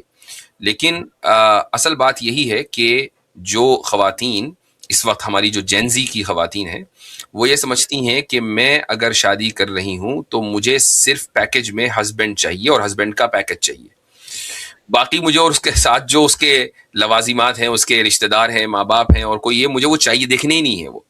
تو چونکہ یہ جو ذہنیت ہے یہ بہت غلط ذہنیت ہے اور اس کے تعلق سے اویئرنیس لانے کی ضرورت ہے کہ جس طریقے سے قرآن میں ہے ادخلوا فی السلم کافہ، اسلام میں پورے داخل ہو جاؤ، چونکہ اسلام ایک فل فلیج پیکج کا نام ہے، اسی پیکج کا ایک حصہ ہے فیملی. تو جب آپ ایک فیملی کو چھوڑ کر دوسرے فیملی میں آتی ہیں تو اس فیملی کے جو بنیادی افراد ہیں وہ دراصل آپ کو ان سب کو اپنانا پڑے گا. یہ ممکن نہیں ہے کہ آپ صرف ہسبینڈ کو اپنا لیں اور باقی سب کو خدا حافظ کہہ بھی دیں اور کہلوا بھی دیں. یہ درست جب میں چاہتا ہوں کہ آپ ایک کلیئر کریں کہ جب آپ جنزی کہہ رہے ہیں، جنزی سے آپ کی مراد ایز ان سارے لوگ جو 2000 کے بعد، ساری لڑکیاں جو 2000 کے بعد پیدا ہوئی، یا پھر ایک خصوصی سوچ جس کو آپ جنزی ریفر کر رہے ہو؟ میں ایک ماڈرن سوچ کی بات کر رہا ہوں. یہ بھی ہو سکتا ہے کہ کوئی 70s میں پیدا ہو اور وہ یہ سوچ رہا ہو. ٹھیک ہے. اب کیونکہ ہم فیمنزم کی بات کر رہے ہیں، یہ تو ہم فاؤنڈیشنل ڈفرینسز سوچنے کی کوشش کر رہے تھے. اگر آپ اربن سینٹرز میں ایٹ لیسٹ میں آپ کو بولوں، کیونکہ میری کافی باتیں ہوتی رہتی ہیں الگ الگ سیکشن سے، تو میں یہ دیکھتا ہوں کہ ایٹ لیسٹ مسلم سوسائٹی میں ایون مسلم لڑکیاں بھی یہ کہتی ہیں کہ ہم مانتے ہیں اسلام ہمیں رائٹس دیتا ہے لیکن ہمیں وہ رائٹس ملتے ہی نہیں ہیں. دیٹس وائی ہم فیمنزم کو چوز کرتے ہیں. اس کے بارے میں کیا کہنا ہے؟ تو فیمنزم کو چوز کرنے سے کون سے وہ رائٹ مل جاتے ہیں؟ یہ مطلب اگر فیمنزم کو چوز کرنے سے وہ رائٹ مل رہے ہوتے تب تو بات بھی معقول ہے. لیکن کسی بھی موومنٹ کو چوز کرنے سے کیا آپ کا بھائی وراثت میں آپ کو حق دے دے گا محض اس لیے کہ آپ فیمنسٹ ہیں؟ آپ یہ کہیں کہ بھائی میں نے جو ہے فلاں موومنٹ جوائن کر لیا ہے لہٰذا بھائی صاحب میری جائیداد میں حق ہونا چاہیے، کبھی بھی نہیں دے گا. اصل بات یہ ہے کہ خود اسلام زندگیوں میں کتنا ہے، ماں باپ کی زندگی میں، اولاد کی زندگی میں کتنا ہے، خدا کا خوف کتنا ہے، تبھی تو پھر خواتین کو ان کے حقوق ملیں گے. یہ ایک لیم ایکسکیوز ہے کہ جی ہاں اسلام ہمیں حقوق تو دیتا ہے لیکن ملتے نہیں ہیں. وہ یہ کہنا نہیں چاہتی ہیں کہ ہمیں اسلام کے اوپر ٹرسٹ نہیں ہے. تو اس لیے یہ ایک لیک آف ٹرسٹ جو ہے وہ ایک بڑا مسئلہ ہے. خدا کے اوپر اعتماد کرنا ضروری ہے اور یہ ہو سکتا ہے کہ بعض خواتین کے گھر میں مسائل ہوں لیکن فیمنزم اس کا حل نہیں ہے. اوکے. چونکہ اب ہم وومن کی بات کر ہی رہے ہیں، ہم زیادہ تر دیکھتے ہیں انٹرنیشنل میڈیا میں بھی کہ جب وہ ایک مسلم سوسائٹی کو پروجیکٹ کرنے کی کوشش کر رہے ہیں، وہ اکیوز کرتے ہیں مسلم سویلائزیشن میں ڈسکریج کیا جاتا ہے وومن ایجوکیشن کو اسپیشلی. وہ چاہتے ہیں کہ وومن نہ پڑھے، وہ گھر میں ہی رہے. انفارچونیٹلی ایسے کچھ انسیڈنٹس بھی ہوئے ہیں پچھلے 2-4 سال سے. But as a civilization, as a society, even if I come from the ideology of Islam, is it true? And if not, then how important is women education in Islamic societies? Women education اتنی ہی ضروری ہے جتنی means education ضروری ہے، لیکن یہ depend کرتا ہے کہ کن ایریاز میں اور کن سیکٹرز میں. یعنی آپ مثلاً ہر فیلڈ میں اور ہر میدان میں مرد اور عورتوں دونوں کو یعنی اگر پڑھائیں گے تو شاید یہ کہ یہ waste of energy, waste of resources اس کی، اور خود ویسٹ نے اس چیز کو ایکنالج کیا ہے. مثال کے طور پر فزکس میں اگر آپ دیکھیں تو مردوں کی تعداد زیادہ ہے عورتوں کے مقابلے میں. Across the western universities physics کے ڈپارٹمنٹس میں آپ کو مرد زیادہ ملیں گے، خواتین کم ملیں گی. اس کے علاوہ جو لٹریچر یا لبرل آرٹس کا ڈپارٹمنٹ ہے اس میں آپ کو خواتین زیادہ ملیں گی، مرد کم ملیں گے. تو ہمارا جو یعنی مردوں اور عورتوں کا جو برین ہے وہ اسی طریقے سے کام کرتا ہے. اب رہی یہ بات کہ مسلم سوسائٹی کو، چونکہ بات مسلم خواتین کی ہے، تو مسلم معاشرے کو کس طرح کی تعلیم یافتہ خواتین چاہیے. ہمیں میڈیکل ڈاکٹرز چاہیے، ہمیں گائنیز چاہیے، ہمیں نرسز چاہیے، ہمیں اس طرح کی مثلا انٹیریئر ڈیزائنرز چاہیے، اور بھی اگر کسی کو ورک فرام ہوم کرنا ہے تو اس کے لیے آئی ٹی اسپیشلسٹ ہونا ضروری ہے. یہ ساری چیزیں خواتین کو اگر وہ پڑھنا چاہیں، لٹریچر پڑھنا چاہیں، وہ آرٹ پڑھنا چاہیں، بالکل کر سکتی ہیں. وہ کوئی یعنی اگر کوئی خاتون آتھر بننا چاہتی ہے، رائٹر بننا چاہتی ہے، وائی ناٹ. تو یہ ساری چیزیں وہ کر سکتی ہے. لیکن اگر مان لیجئے ایک خاتون یہ کہے کہ بھائی میں پائلٹ بننا چاہتی ہوں، چونکہ یہ پائلٹ کی مثال میں اس لیے دے رہا ہوں کہ اگر کبھی کوئی خاتون جہاز کے پائلٹ کی سیٹ پر نظر آ جائے تو فوراً کچھ لوگوں کا سینہ فخر سے پھول جاتا ہے کہ دیکھو قوم کی بیٹی کہاں پہنچ گئی ہے. بھائی وہ ڈرائیور ہی تو بنی ہے، بس گاڑی کی ڈرائیور نہیں بنی ہے، جہاز کی ڈرائیور بن گئی. تو اس کو ترقی کا معیار سمجھ لیا گیا. حالانکہ میں یہ نہیں کہہ رہا ہوں کہ کوئی یہ حرام ہے یا ایسا، لیکن اصل بات یہ ہے کہ اس کی اپنی نزاکتیں ہیں کہ ایک خاتون اگر پائلٹ بنے گی تو وہ ملک سے باہر جائے گی، وہ سفر کرے گی، اس کی پھر فیملی لائف کدھر چلی گئی؟ اس کی فیملی لائف تو ختم ہو گئی. وہ تو اسی چکر میں رہے گی کہ مجھے آج یہاں جانا ہے، مجھے آج وہاں جانا ہے. تو اس لیے ایسے جو شعبے ہیں ان میں ڈسکریج کیا جاتا ہے. اس میں ضرورت نہیں ہے. جس دن ضرورت وہاں ہوگی تو وہاں پر بھی پھر خواتین کو لا کے بٹھایا جائے گا. ضرورت نہیں ہے. جہاں ضرورت ہے یہ وہ شعبے ہیں جو جن کا ذکر میں نے آپ کے سامنے کیا. تو اس کو دیکھنا چاہیے کہ کن شعبوں میں آپ خواتین کو آگے بڑھا رہے ہیں اور کن شعبوں میں آپ مردوں کو آگے بڑھا رہے ہیں. اور یہ کوئی ایسی چیز نہیں، کبھی ہو سکتا ہے کہ جب آپ یہ ویڈیو اپلوڈ کریں تو کامنٹس میں اس چیز کو بنیاد بنا کر لوگ کہیں کہ دیکھو ان لوگوں کی ذہنیت کی، یہ خواتین کو جہاز نہیں اڑانے دینا چاہتے. تو بھائی آپ دنیا میں جو آرمڈ فورسز ہیں ان کا جائزہ لیں. امریکہ نے ابھی 4 سال کے پہلے یہ قانون بنایا کہ بیٹل فیلڈ میں فرنٹ لائن میں عورتوں کو بھی اب شامل کیا جائے گا. یہ 4 سال پہلے قانون بنا ہے. تو جس ملک کی تاریخ 250 سال ہو، 250 سال تک کے مرد ہی آگے جان دے رہا ہو، اور وہ ملک کے جو ہر سال جنگ لڑتا ہو، تو کتنے مرد اپنی جان کھو چکے بھائی. تو تب تک تو فیمنسٹ خواتین جو ہے وہ جاگی نہیں تھی کہ بھائی ہم بھی آگے لڑ کے آگے بڑھیں گے اور جان دیں گے. تو وجہ، اور یہ بالکل معقول بات تھی کہ مرد کے جو فزیولوجی ہے وہ عورت کی فزیولوجی سے ڈیفرنٹ ہے. وہ آگے بڑھے گا، لڑے گا، وہ ہیوی ویپنری چلائے گا، اس کے اندر اتنی طاقت ہے. خواتین کے اندر اتنی طاقت نہیں ہے، لہٰذا وہ ہیوی ویپنری نہیں چلائیں گی. تو وہ فوج کے اندر دوسرے کام کریں گی. تو یہ جو سیگریگیشن ہے ڈپارٹمنٹس کا، یہ اس لیے ہے کہ ہماری سائیکالوجی اور فزیولوجی دونوں میں فرق ہے. تو اس کو ایکنالج کرنا ضروری ہے. جی، تو مطلب میں یہ سمجھا کہ کرنے پہ تو کچھ بھی کر سکتی ہیں، لیکن کچھ ایسی چیزیں ہیں جو ہم ایز اے سوسائٹی زیادہ سمجھتے ہیں کہ ان کے لیے بہتر رہیں گی. مثلا ٹیچنگ پوزیشن ہے. ایک خاتون بہترین ٹیچر بن سکتی ہے مرد کے مقابلے میں، اور اگر اس کی باقاعدہ وہ ٹرین ٹیچر ہو تو وہ ایک بچے کو نہیں، وہ نسلوں کو پڑھا سکتی ہے. لیکن وہ نسلوں کو جب ہی پڑھائے گی نا جب خود پڑھی ہوئی ہوگی. لیکن اگر میں آپ سے پوچھوں کہ کیا ہماری ہسٹری میں ایسی مسلم وومن اسکالرس رہی ہیں جن سے آج کی ایک فاطمہ دہلی سے یا کراچی سے یا کہیں سے بھی انسپریشن لے سکے جو آپ ریکمینڈ کر پائیں؟ بالکل. ایک چھوٹی موٹی تعداد نہیں ہے، اچھی خاصی تعداد ہے ان خواتین کی کہ جنہوں نے ہسٹری بنائی ہے. اور کوئی بہت دور ادھر ادھر جانے کی ضرورت نہیں ہے. امہات المومنین کو دیکھ لیں، سیدہ عائشہ رضی اللہ عنہا کو دیکھ لیں، بہترین لیڈر تھیں، اور ایک سوسائٹی کے اوپر انہوں نے انفلوئنس ڈالا ہے بحیثیت عائشہ رضی اللہ عنہا ہونے کے، یعنی آپ صلی اللہ علیہ وسلم کی زندگی میں نہیں، آپ علیہ السلام کے بعد۔ پھر بعد میں آگے چلیں، امام مالک رحمہ اللہ کی بیٹی، اسی طریقے سے ہمارے یہاں ایک مشہور فقہ کی کتاب ہے بدائع الصنائع، اس کا نام ہے، تقریباً 6 جلدوں میں، وہ فقہ حنفی میں۔ تو اس کتاب کے مصنف کی جو اہلیہ تھیں وہ خود بہت بڑی فقیہہ تھیں، اور یہ ہسبینڈ اینڈ وائف دونوں جب فتویٰ لکھتے تھے تو دونوں کے دستخط کے ساتھ وہ فتویٰ شائع ہوتا تھا۔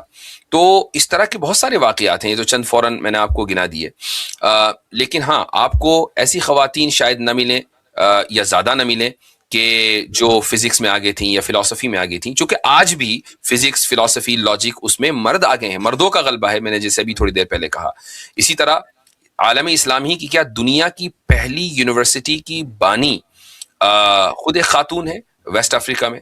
تو خواتین نے بڑے بڑے کارنامے انجام دیے ہیں۔ مکہ مکرمہ میں 200 سال پہلے ایک مدرسہ قائم ہوا جس مدرسے کا نام ہے مدرسہ سولتیہ۔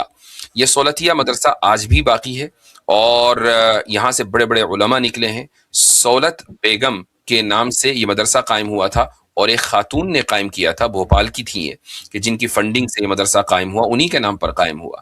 تو یہ کوئی کم واقعات نہیں ہیں، بہت سارے، اگر آپ یعنی گنانے پر آئیں تو اس طرح دیر تک چلے جائیں گے۔ یہ ساری وہ خواتین ہیں کہ جن سے ہماری آج کی بچیوں کو انسپریشن لینے کی ضرورت ہے۔ مفتی صاحب، اکیڈمک فیلڈ میں بھی اگر ہم دیکھیں نا کہ جیسے فار ایگزامپل ایٹ لیسٹ عام طور ڈیلی لائف کی کانورزیشن میں ہم بات کرتے ہیں ابن خلدون رحمہ اللہ کی، ہم بات کرتے ہیں الغزالی رحمہ اللہ کی، ہم بات کرتے ہیں ابن سینا رحمہ اللہ کی، تو میں اس اکیڈمک فیلڈ میں ہمارے پاس ایسی کوئی انسپریشن ہے جو آج کی لڑکی لکھ پائے کہ دیکھیں کتنی زبردست کام کیا تھا ان کو، جن کا کام وہ جو میں نے آپ کو بدائع الصنائع، ہاں جو میں نے آپ کو 2-3 باتیں بتائی ہیں، مثلا یونیورسٹی جو پہلی یونیورسٹی ہے بھائی وہ اکیڈمک فیلڈ ہی کی تو ہے، تو اس کی اگر فاؤنڈر خاتون ہیں تو اکیڈمک لیول پر ان کا کتنا بڑا کنٹریبیوشن ہے۔ یا اسی طریقے سے جن فقیہہ کی میں نے بات کی ہے کہ جن کے دستخط کے بغیر فتویٰ نہیں شائع ہوتا تھا، یہ اکیڈمک لیول ہی تو تھا۔ ہاں آپ اگر یہ کہیں کہ بھائی فلسفی میں تو پھر ارسطو کے زمانے میں بھی کوئی عورت نہیں تھی، سارے مرد ہی تھے، تو یہ فیلڈ عورتوں کی کبھی رہی نہیں ہے۔ یا اسی طریقے سے جو ایک سمجھ لیں کہ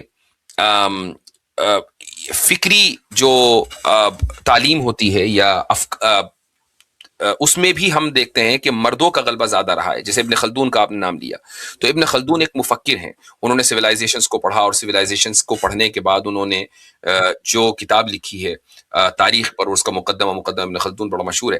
اس لیول پر کوئی خاتون اس لیے نہیں پہنچ سکی چونکہ اس کے لیے جو وسائل مہیا ہونے چاہیے وہ خواتین کے لیے نہ پہلے مہیا تھے نہ آج مہیا ہیں۔ اس کی وجہ بتاتا ہوں۔ ابن خلدون نے جو مقدمہ لکھا اس کی بنیاد ان کا تجربہ ہے۔ یہ تجربہ ان کو اس وقت ہوا جب وہ سالہ سال، دسیوں سال تک کے ایک ملک سے دوسرے ملک، ایک گاؤں سے دوسرے گاؤں اور ایک شہر سے دوسرے شہر ٹہلتے رہے، پھرتے رہے، تجربہ حاصل کرتے رہے، قوموں کے مزاج کو سمجھتے رہے، تب جا کر انہوں نے اس کو قلم بند کیا اور یہ مقدمہ ہمارے سامنے آیا۔ کسی خاتون کے لیے یہ کیسے پاسبل ہے کہ وہ اپنی ساری زندگی، فیملی، اپنے بچے، اپنے شوہر، سب کو چھوڑ چھاڑ کر وہ بس نکل کھڑی ہو اور تجربہ حاصل کرے اور اس کے بعد کچھ لکھ دے؟ تو اس سے مطلب یہ کہ اس کا تھوڑا بہت یہ ہو سکتا ہے کہ کنٹریبیوشن ہو جائے، لیکن اس نے جو اس کا ایک مقصد ہے سوسائٹی میں رہنے کا یا آنے کا، وہ مقصد تو فوت ہو گیا نا۔ ٹھیک ہے جی، خیر یہ تو ہم فیمنزم کی باتیں کرتے کرتے ہم تھوڑا وومن رائٹس تک چلے گئے۔ میرے جو کور کوشچنز ہے بیسیکلی میں سویلائزیشن پرابلمس کو سمجھنے کی کوشش کر رہا ہوں۔ اب میں آپ کو دوسری طرف لے جاتا ہوں جہاں پہ میں خود ایک انٹرنل، مطلب یہ نئی چیز میں دیکھ رہا ہوں جو میں زیادہ تر سوشل میڈیا پہ دیکھ رہا ہوں، اور وہ زیادہ تر بات ہوتی ہے تقلید پہ۔ مطلب یہ آپ کو یہ ہمارے انٹرنل کچھ پرابلمز میں دیکھ رہا ہوں، ایٹ لیسٹ سوشل میڈیا کے حد تک، مجھے نہیں پتا کہ آن گراؤنڈ کتنا ہے، کہ ڈیبیٹ یہ ہے کہ تقلید کرنی چاہیے، دوسری ڈیبیٹ یہ ہے کہ تقلید نہیں کرنی چاہیے۔ ایک یہ کہتا ہے کہ دیکھیں آپ کو فقہ فالو کرنا ہے، ایک یہ کہتا ہے کہ ہمیں کیا فقہ کی ضرورت، ہمارے پاس تو قرآن اور سننا ہے، ہم اس کو کیوں نہ فالو کریں۔ تو پہلے تو یہ ڈیبیٹ جو یہ ساری کی ساری ہے یہ آتی کہاں سے ہے، اور اس میں کتنا سبسٹنس ہے پوری اس ڈیبیٹ میں؟ اصل میں جو ٹرمینالوجی ہے جی تقلید کی، یہ ٹرمینالوجی تھوڑا جی، بدنام ہو گئی ہے، اس لیے آپ اس کو ریپلیس کر دیں ایک دوسری ٹرم سے، اور وہ ہے اتباع. اتباع. اتباع کرنا چاہیے یا نہیں، یعنی فالو کرنا چاہیے کسی دوسرے کو جو زیادہ نالجبل ہے یا نہیں. اس معاملے میں پوری امت اس بات کے اوپر متفق ہے کہ ہر انسان سے اوپر، یعنی ہم انبیاء کی بات نہیں ہو رہی ہے، وہ فوق کل ذی علم علیم، کہ ہر عالم سے اوپر ایک دوسرا اس سے زیادہ علم رکھنے والا انسان موجود ہے. تو ہم سے جو پہلے تھے اور ان سے جو پہلے تھے، جتنا جتنا آپ رسول اکرم صلی اللہ علیہ وسلم کے زمانے سے قریب ہوتے چلے جائیں گے، اتنا ہی آپ دیکھیں گے کہ علم کے اندر پیورٹی ہے، علم کے اندر یعنی یہ کہنا چاہیے ٹھوس پن ہے. وہ جیسے جیسے آپ آگے بڑھیں گے، یعنی آپ صلی اللہ علیہ وسلم کے زمانے سے دور ہوں گے، وہ پیورٹی ختم ہوتی جائے گی، وہ ایکسلنس کم ہوتا چلے جائے گا، وہ ٹھوس پن اس کے اندر کمی آتی جائے گی. تو اس لیے عام مسلمان کے لیے کوئی گنجائش ہی نہیں ہے کہ وہ علماء کی اور جو بڑے بڑے فقہا اور محدثین گزرے ہیں ان کی اتباع کے بغیر وہ قرآن اور حدیث کو سمجھ لے. یہ پاسبل ہی نہیں ہے.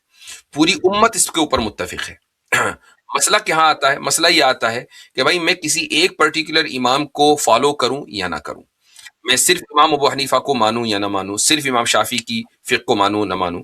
تو یہاں میں پہلے تو ایک چیز کلیئر کر دوں، وہ یہ کہ جب ہم یہ کہتے ہیں کہ امام ابو حنیفہ کو فالو کرنا، تو اس کا مطلب یہ نہیں ہے کہ امام ابو حنیفہ صبح کو اٹھے اور انہوں نے سوچا کہ یار آج میں یہ والا فتویٰ داغ دیتا ہوں، اور انہوں نے جناب یہاں سے پین نکالا اور کھٹ کے اور جناب فتویٰ دے دیا کہ امت جو ہے وہ خار ہوتی رہے. ایسا نہیں ہے.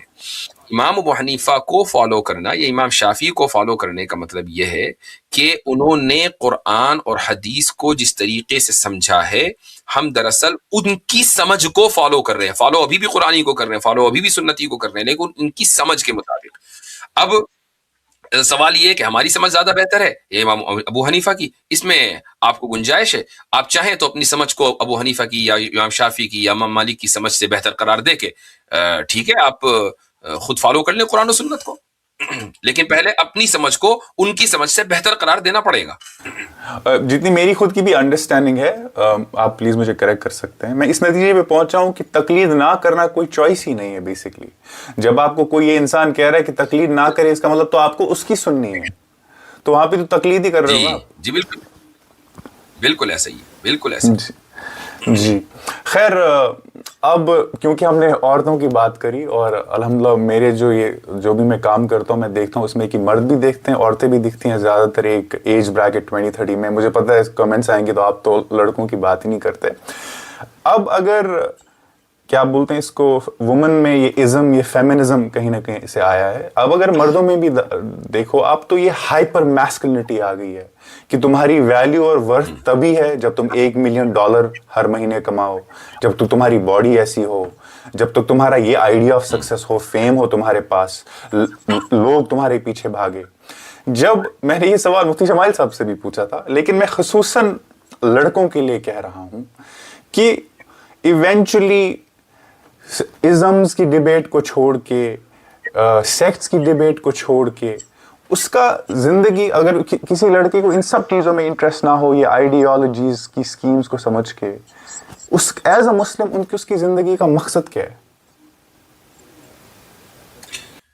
یہ مقصد تو شیئرڈ ہے، یعنی اس کا تعلق صرف لڑکے سے نہیں ہے، لڑکے اور لڑکی دونوں کا مقصد جو ہے وہ ایک ہی ہے، اور وہ مقصد ہے میں نے شروع میں جیسے بتایا وہی جو پوری سویلائزیشن کا مقصد ہے، یعنی خدا کی بندگی. اب اس بندگی کے دسیوں طریقے ہیں، ہماری زندگی گزارنے کا طریقہ خدا کے بتائے ہوئے طریقے کے مطابق ہونا چاہیے. آپ نے جو سوال کیا میں سمجھتا ہوں کہ اس کو آپ اس طریقے سے بھی رکھ سکتے ہیں کہ ایک لڑکا ہے جو میسکلینٹی کو پروف کرنے کے لیے تھوڑا اپنی گرومنگ پہ زیادہ توجہ دیتا ہے، وہ اپنی فزکس پہ زیادہ توجہ دیتا ہے، یا وہ سوچتا ہے کہ آج جب تک کہ میں اتنا نہ کما لوں تب تک کہ میری کوئی ویلیو نہیں ہے. تو اپنے آپ کو بہتر کرنا یا بہتر دکھنا یہ ہر انسان کی فطرت میں ہے. کوئی بھی آدمی ٹرائی کر کے بدصورت ہو کر باہر نہیں جاتا. یعنی آپ صبح میں اٹھیں اور پورا جو ہے وہ آٹا لے کر اپنے سر پہ ڈال لیں اور بالکل بھوت بن کے نکلے کہ بھائی میرا جو ہے آج کا دن میرا بڑا کامیاب جائے گا چونکہ میں بہت بدصورت دکھ رہا ہوں. نہیں، ہر ایک آدمی اپنی گرومنگ کرتا ہے، خوبصورت دکھنے کی کوشش کرتا ہے، اور اٹریکٹیو ہونے کی کوشش کرتا ہے. یہ صفت عورتوں کے اندر بھی پائی جاتی ہے، مردوں کے اندر بھی پائی جاتی ہے. اس میں ویریشن ضرور ہو سکتے ہیں. تو اگر آپ اس کو یہ کہہ رہے ہیں کہ بھائی جیسے مردوں کے اندر یہ ہے کہ وہ اٹریکٹیو اس وقت بنیں گے جبکہ ان کی باڈی ذرا سا ٹھیک ہو، ان کے بدن کے اوپر کپڑے اچھے ہوں، یعنی برانڈیڈ ہوں وغیرہ وغیرہ. تو میں نہیں سمجھتا کہ اس میں کوئی حرج ہے. یہ ایک فطرت ہے اور انسان کو اس فطرت کی آواز پہ چلنا چاہیے. ایک حدیث میں آپ کو بتا دوں، رسول اکرم صلی اللہ علیہ وسلم کا ارشاد ہے کہ ان اللہ یحب ان یرا اثر نعمته علی عبده. ہمارے پاس جو کچھ ہے، وہ چاہے کپڑے ہوں، وہ پیسہ ہو، وہ گاڑی ہو، وہ مکان ہو، وہ جو کچھ ہو، یہ اللہ تعالیٰ کی ہمارے اوپر نعمتیں ہیں، اور اللہ تعالیٰ چاہتا ہے کہ اس کی نعمت کا اثر اس کے بندے کے اوپر نظر آئے. پرابلم وہاں ہوتی ہے جب وہ ان نعمتوں کے اوپر فخر اور تکبر کرنے لگتا ہے. یعنی مثلا وہ اچھے کپڑے اس لیے پہنتا ہے تاکہ اس کے ذہن میں اس کو لگے کہ بھائی مجھ سے بہتر آئی ایم سو کول، مجھ سے بہتر تو کوئی ہے ہی نہیں. وہ شو آف کرنے لگتا ہے. تو شو آف نہیں کرنی ہے. ہاں، احسان مندی کے جذبے کے ساتھ ایک آدمی اگر اپنی گرومنگ کرتا ہے اور اچھا دکھنے کی کوشش کرتا ہے اور اس کو میسکولینٹی سمجھ رہا ہے، دیٹس ایبسولوٹلی فائن. اس میں کوئی حرج نہیں. چلیے خیر، ایٹ لیسٹ اب جو مرد سیکشن ہے وہ مجھ سے یہ رہے گا کہ چلو ہمارا سوال بھی پوچھ لیا، کیونکہ بہت سوال آئے تھے کہ ہمیں زندگی میں کرنا کیا ہے. اب میں اور روٹیڈ کچھ سوالوں میں اور جو مجھے کافی انٹرسٹ ہے جب یہ ایز اے سویلائزیشن میں سمجھنے کی کوشش کرتا ہوں. جب بھی ہم ڈکلائن کو پڑھنے کی کوشش کریں، ایک چیز بار بار آتی ہے ہمارے ڈیلی کانورزیشن میں، کیونکہ ہمارے پاس خلافت سسٹم نہیں ہے تبھی ہمارا ڈکلائن ہے. یہ سب سے بڑی وجہ ہے. تو یہ تو ہے بڑا ہی لوڈڈ ایک ٹرمینالوجی ہے خلافت. تو خلافت ہے کیا پہلے تو، کہ اگر میں اس کو بریفلی سمجھنے کی کوشش کروں، کیا یہ ریزن ہے ہمارے ڈکلائن اگر ہو رہا ہے اس کلچرل ڈکلائن اس کا، کہ ہمارے پاس ایک خلافت نہیں ہے؟ میں ایک آپ کو ہائپوتھیٹیکل سینیریو دیتا ہوں. میں یہ نہیں کہہ رہا ہوں کہ میں خلافت کے خلاف ہوں، ہرگز نہیں. میں ایک ہائپوتھیٹیکل سینیریو دیتا ہوں. امیجن کریں کہ ہم ایک خلافت کے دور میں جی رہے ہیں اور ہمارے یہاں خلیفۃ المسلمین ہے، امیر المومنین ہے، لیکن وہ خلیفہ یہودی ایجنٹ ہے. ٹھیک ہے، اس نے کیا کیا؟ اس نے یہ کیا کہ پورا غزہ، پورا رام اللہ، پورا قدس یہودیوں کو دے دیا اور ایک اسرائیلی ریاست قائم کروا دی. تو کیا یہ خلیفہ بہتر ہے؟ کیا محض اس لیے ہم اس چیز کو یعنی تسلی کر کے بیٹھ جائیں کہ بھائی ماشاء اللہ چونکہ ہمارے پاس خلافت ہے تو کوئی مسئلہ ہی نہیں ہے؟ ایک خلیفہ بھی کمپرومائزڈ ہو سکتا ہے، گورنمنٹ کمپرومائزڈ ہو سکتی ہے. اس لیے میں اس چیز کے، اس نظریے کے خلاف ہوں کہ بھئی تمام مسائل کا جو حل ہے وہ خلافت میں. بس جیسے خلافت قائم ہوئی ایک دم جنت آ گئی، یوٹوپیا قائم ہو گیا، بس اب سب چل جاتی. ایسا نہیں ہوتا ہے. دوسرے یہ کہ ہمارے جو مسائل ہیں وہ خلافت عثمانیہ کے سقوط سے شروع نہیں ہوئے ہیں. خلافت عثمانیہ کے سقوط کو 100 سال ہوئے ہیں. 1923 میں، یا جو فرسٹ ورلڈ وار ہے 1919 کے بعد سے خلافت ختم ہو گئی تھی. تو کیا ہمارے مسائل بس 1919 سے شروع ہوئے ہیں؟ اس سے پہلے ہمارا کوئی مسئلہ ہی نہیں تھا. بھائی 1857 میں جب انگریز نے مسلمانوں کے اوپر مظالم کیے انڈیا میں، تو کیا خلیفۃ المسلمین ترکی میں موجود نہیں تھے؟ تو کیا ہوا پھر؟ اس کا کچھ بھی نہیں ہوا.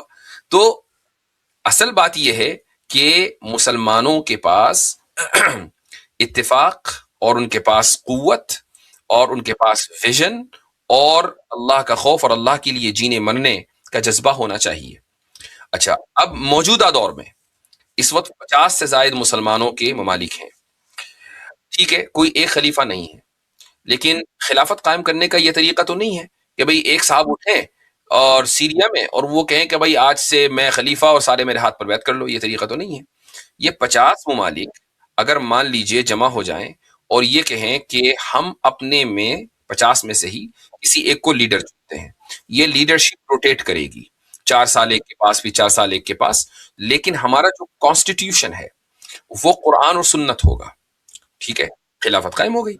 نہ کسی نیشن کو ڈیزالو کرنے کی ضرورت ہے، نہ بارڈرز ختم کرنے کی ضرورت ہے، نہ نام بدلنے کی ضرورت ہے، نہ کرنسیاں ختم کرنے کی ضرورت ہے، نہ جھنڈے بدلنے کی ضرورت ہے. ہو گئی خلافت قائم. آپ کی خارجہ پالیسی اور آپ کا جو ڈیفنس ہے وہ ایک ہونا چاہیے قرآن و سنت کی بنیاد پر. یہ خلافت ہے. تو میں یہ بالکل یہ یعنی کہنے میں کوئی حرج نہیں ہے کہ اگر اس طرح کی کوئی طاقت قائم ہو جاتی ہے تو مسلمانوں کے بہت سے مسائل کا حل ہے. لیکن تمام مسائل اس سے حل ہو جائیں گے یا تمام مسائل کی جڑ یہی ہے، یہ غلط ہے. پھر یہ بھی ذہن میں رکھنا چاہیے کہ یہ کانورسیشن آپ کہاں کر رہے ہیں. اگر یہ کانورسیشن آپ مسلم اقلیتی ممالک میں کر رہے ہیں، ان ممالک میں کہ جہاں مسلمان بطور اقلیت کے رہتے ہیں، تو اس سے اکثریت کو ہمیشہ یہ میسج جاتا ہے کہ بھائی یہ لوگ خلافت قائم کرنے کی یہاں پر کوشش کر رہے ہیں. حالانکہ وہاں پر خلافت قائم ہوگی ہی نہیں، چونکہ کبھی بھی کوئی حکومت، اسلامی حکومت جو ایک یعنی براڈر ایگریمنٹ ہے اس کے بغیر قائم نہیں ہوتی ہے. تو یہ کانورسیشن تو عالم اسلام میں ہونا چاہیے، اور عالم اسلام میں یہ کانورسیشن ہو نہیں رہا ہے. اگر ہو رہا ہے تو بند کمروں میں ہو رہا ہے، کلاس رومز میں شاید کہیں ہو رہا ہو، لیکن اس کے علاوہ یہ کانورسیشن کہیں نہیں ہو رہا ہے. کانورسیشن ہوتا ہے کہاں؟ یہ ہو رہا ہے جناب والا جامعہ میں، یا ہو رہا ہے علی گڑھ میں، یا ہو رہا ہے مثلا کسی اور امریکہ میں کسی دوسری جگہ. یہ میں نے ویسے ہی مثال دی ہے، یہاں چونکہ نوجوان ہیں، پڑھے لکھے نوجوان ہیں، اس لیے میں مثال دے رہا ہوں. تو یہ کوئی یہ نہیں ہے کہ میں نے پتہ بتا دیا کہ جاؤ بھائی ان کو پکڑ لو. جی یہ کانورسیشن ان جگہوں پر ہو رہا ہے اگر محض علم حاصل کرنے کے لیے ہے تو بہت اچھی بات ہے. ظاہر ہے کہ یہ ہماری تراث کا اور ہمارے اسلامی تعلیم کا حصہ ہے. لیکن اگر یہ سورہ یار یہ سارے مسائل جو ہے نا، یہ جو مسجد گئی ہے وہ اسی لیے گئی ہے، اور یہ جو یکساں سول کوڈ آ رہا ہے یہ اسی لیے آ رہی ہے، بھائی خلافت تو تھی ہی نہیں نا اس ملک میں، تو یہ سارے مسائل تو اس کا تعلق خلافت سے ہے ہی نہیں. ہاں عالم اسلام میں اس کی ضرورت ہے، وہاں بات کرنی چاہیے، وہاں بات نہیں ہو رہی ہے. مطلب پھر ریجن اسپیسیفک جو ایشوز ہوتے ہیں وہ ایک یوٹوپیا اگر آپ اس کو بولو اس سے حل نہیں ہو سکتے ہیں. آپ کو ریجن اسپیسیفک ایشوز کو اسی حساب سے حل کرنا پڑے گا. بالکل ایسا ہی ہے. ہاں اب اگر آپ دیکھیں ڈکلائن میں ایک اور چیز ہے، میں یہ آپ کو ایسے چیزوں کو مطلب میں چاہتا ہوں کہ آپ روشنی ڈالیں جو عام طور کی لائک ڈیلی کانورزیشنز میں ہوتی ہیں اور لوگ اس کو کافی ڈسکس کرتے رہتے ہیں. دوسرا یہ بھی آتا ہے کہ دیکھیں ڈکلائن کا ایک اور ریزن ہے کہ بہت سارے سیکٹس ہیں ہم میں. خیر میں آپ کو اپنی انڈرسٹینڈنگ دوں کہ مجھے کبھی کبھی لگتا ہے کہ یار یہ بہت اوور ایگزیجریٹ کرتے ہیں ہم کہ سیکٹس ہیں تو اسی لیے پرابلم ہے. مجھے جب میں باقی ببلیکل ٹریڈیشنز کو دیکھتا ہوں یا ریگارڈلیس آف اینی انفارمیشن مطلب نالج کے سسٹم کو دیکھتا ہوں، ہر جگہ الگ الگ نظریے بنے ہیں اور اس سے زیادہ کوئی پرابلم نہیں ہوئی ہے. بٹ ڈو یو تھنک کہ جو ہمیں یہ سیکٹس ہے بیسکلی کوئی خود کو کچھ کہہ رہا ہے کوئی خود کو کچھ کہہ رہا ہے، وہ کوئی ایک اور بڑی وجہ ہے ہمارے ڈکلائن کی؟ اگر سیکٹیرینزم، ایسا نہیں ہے کہ میں سیکٹیرینزم کو پروموٹ کر رہا ہوں یا اس کو جسٹیفائی کر رہا ہوں، یہ چیز غلط ہے اور غلط کو غلط ہی کہا جائے گا، لیکن ہر چیز کو ادھر ہی لوٹا دینا یہ بھی غلط ہے. سیکٹس کوئی نئی چیز تو یا نیا فینومینا تو ہے نہیں. عالم اسلام میں جو سب سے پہلا سیکٹ آیا سامنے یہ خوارج کا، یہ صحابہ کرام رضی اللہ عنہم کے زمانے میں آ گئے تھے.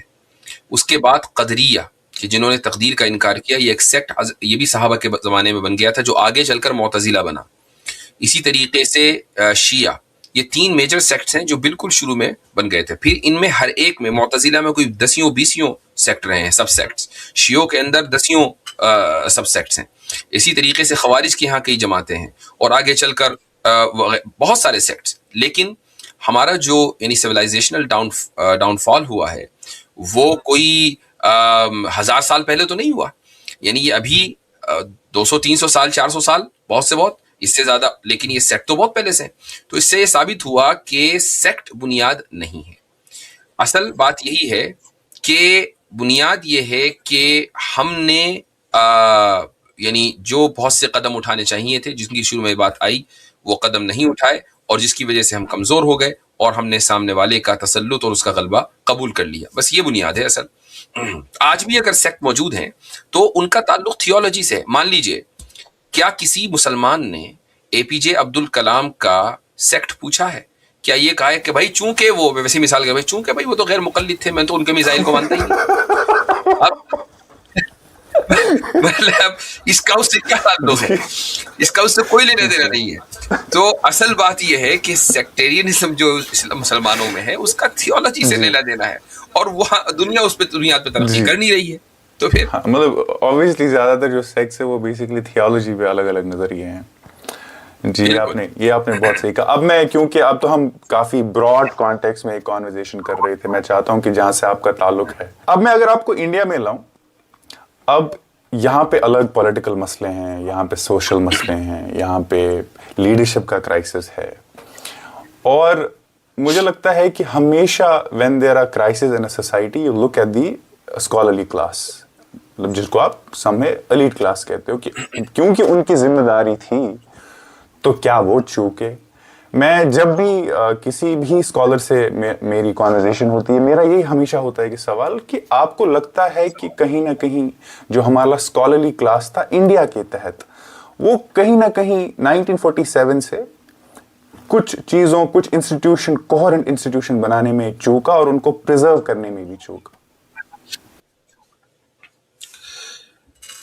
1947 के बाद मुसलमानों के सामने मसला इंस्टीट्यूशंस कायम करने का नहीं था, उनके सामने मसला था अपनी बका का। चूंकि जो पढ़े लिखे थे, जो पूरी क्रीम थी, वो तो चली गई, अब आप बाकी रह गए चंद खेतों के साथ, चंद मस्जिदों के साथ और चंद मदरसों के साथ। खाने को नहीं है, जॉब्स आपकी ख़त्म हो गई हैं या ख़त्म कर दी गई हैं, ज़मीनें हथियाली गई हैं, ज़मींदारा निज़ाम ख़त्म हो गया। तो जो इस वक्त मसला था वो ये था कि सरवाइव कैसे करें उस आइडेंटिटी को बाकी रखते हुए, कि जिस आइडेंटिटी की वजह से ये सारे मजालिम हो रहे हैं। ऐसे मौके पर जिन उलमा ने क़यादत का फरीज़ा अंजाम दिया, दरअसल पूरी उम्मत उनकी एहसानमंद होनी चाहिए कि उन्होंने ऐसे मौके पर क़यादत का फरीज़ा अंजाम देकर कम से कम मुसलमानों को ढारस बंधाई और उनको उनके ज़रिए अल्लाह ताला ने उनको जीने का सलीका दिया। अब कौमों की ज़िंदगी में ये भी जहन में रहना चाहिए, 10 साल, 20 साल, 50 साल ये ऐसा ही है जैसे आधा दिन या पौन दिन। तो अब ये 70-80 साल का एक पीरियड है, इसमें मुसलमानों के सामने पहले तो ये था कि हम सर्वाइव कैसे करें, सर्वाइव कर गए। उसके बाद ये था कि भाई हम तालीम कैसे हासिल करें, तालीम हासिल कर ली। हमारे जो इंस्टीट्यूशंस हैं, अलीगढ़ को कैसे बचाएं, जामिया को कैसे बचाएं, फला को कैसे बचाएं, थोड़ा बहुत बचाने की कोशिशें चल रही हैं, वो चली। अब हम एक तीसरे फेज में आ गए हैं।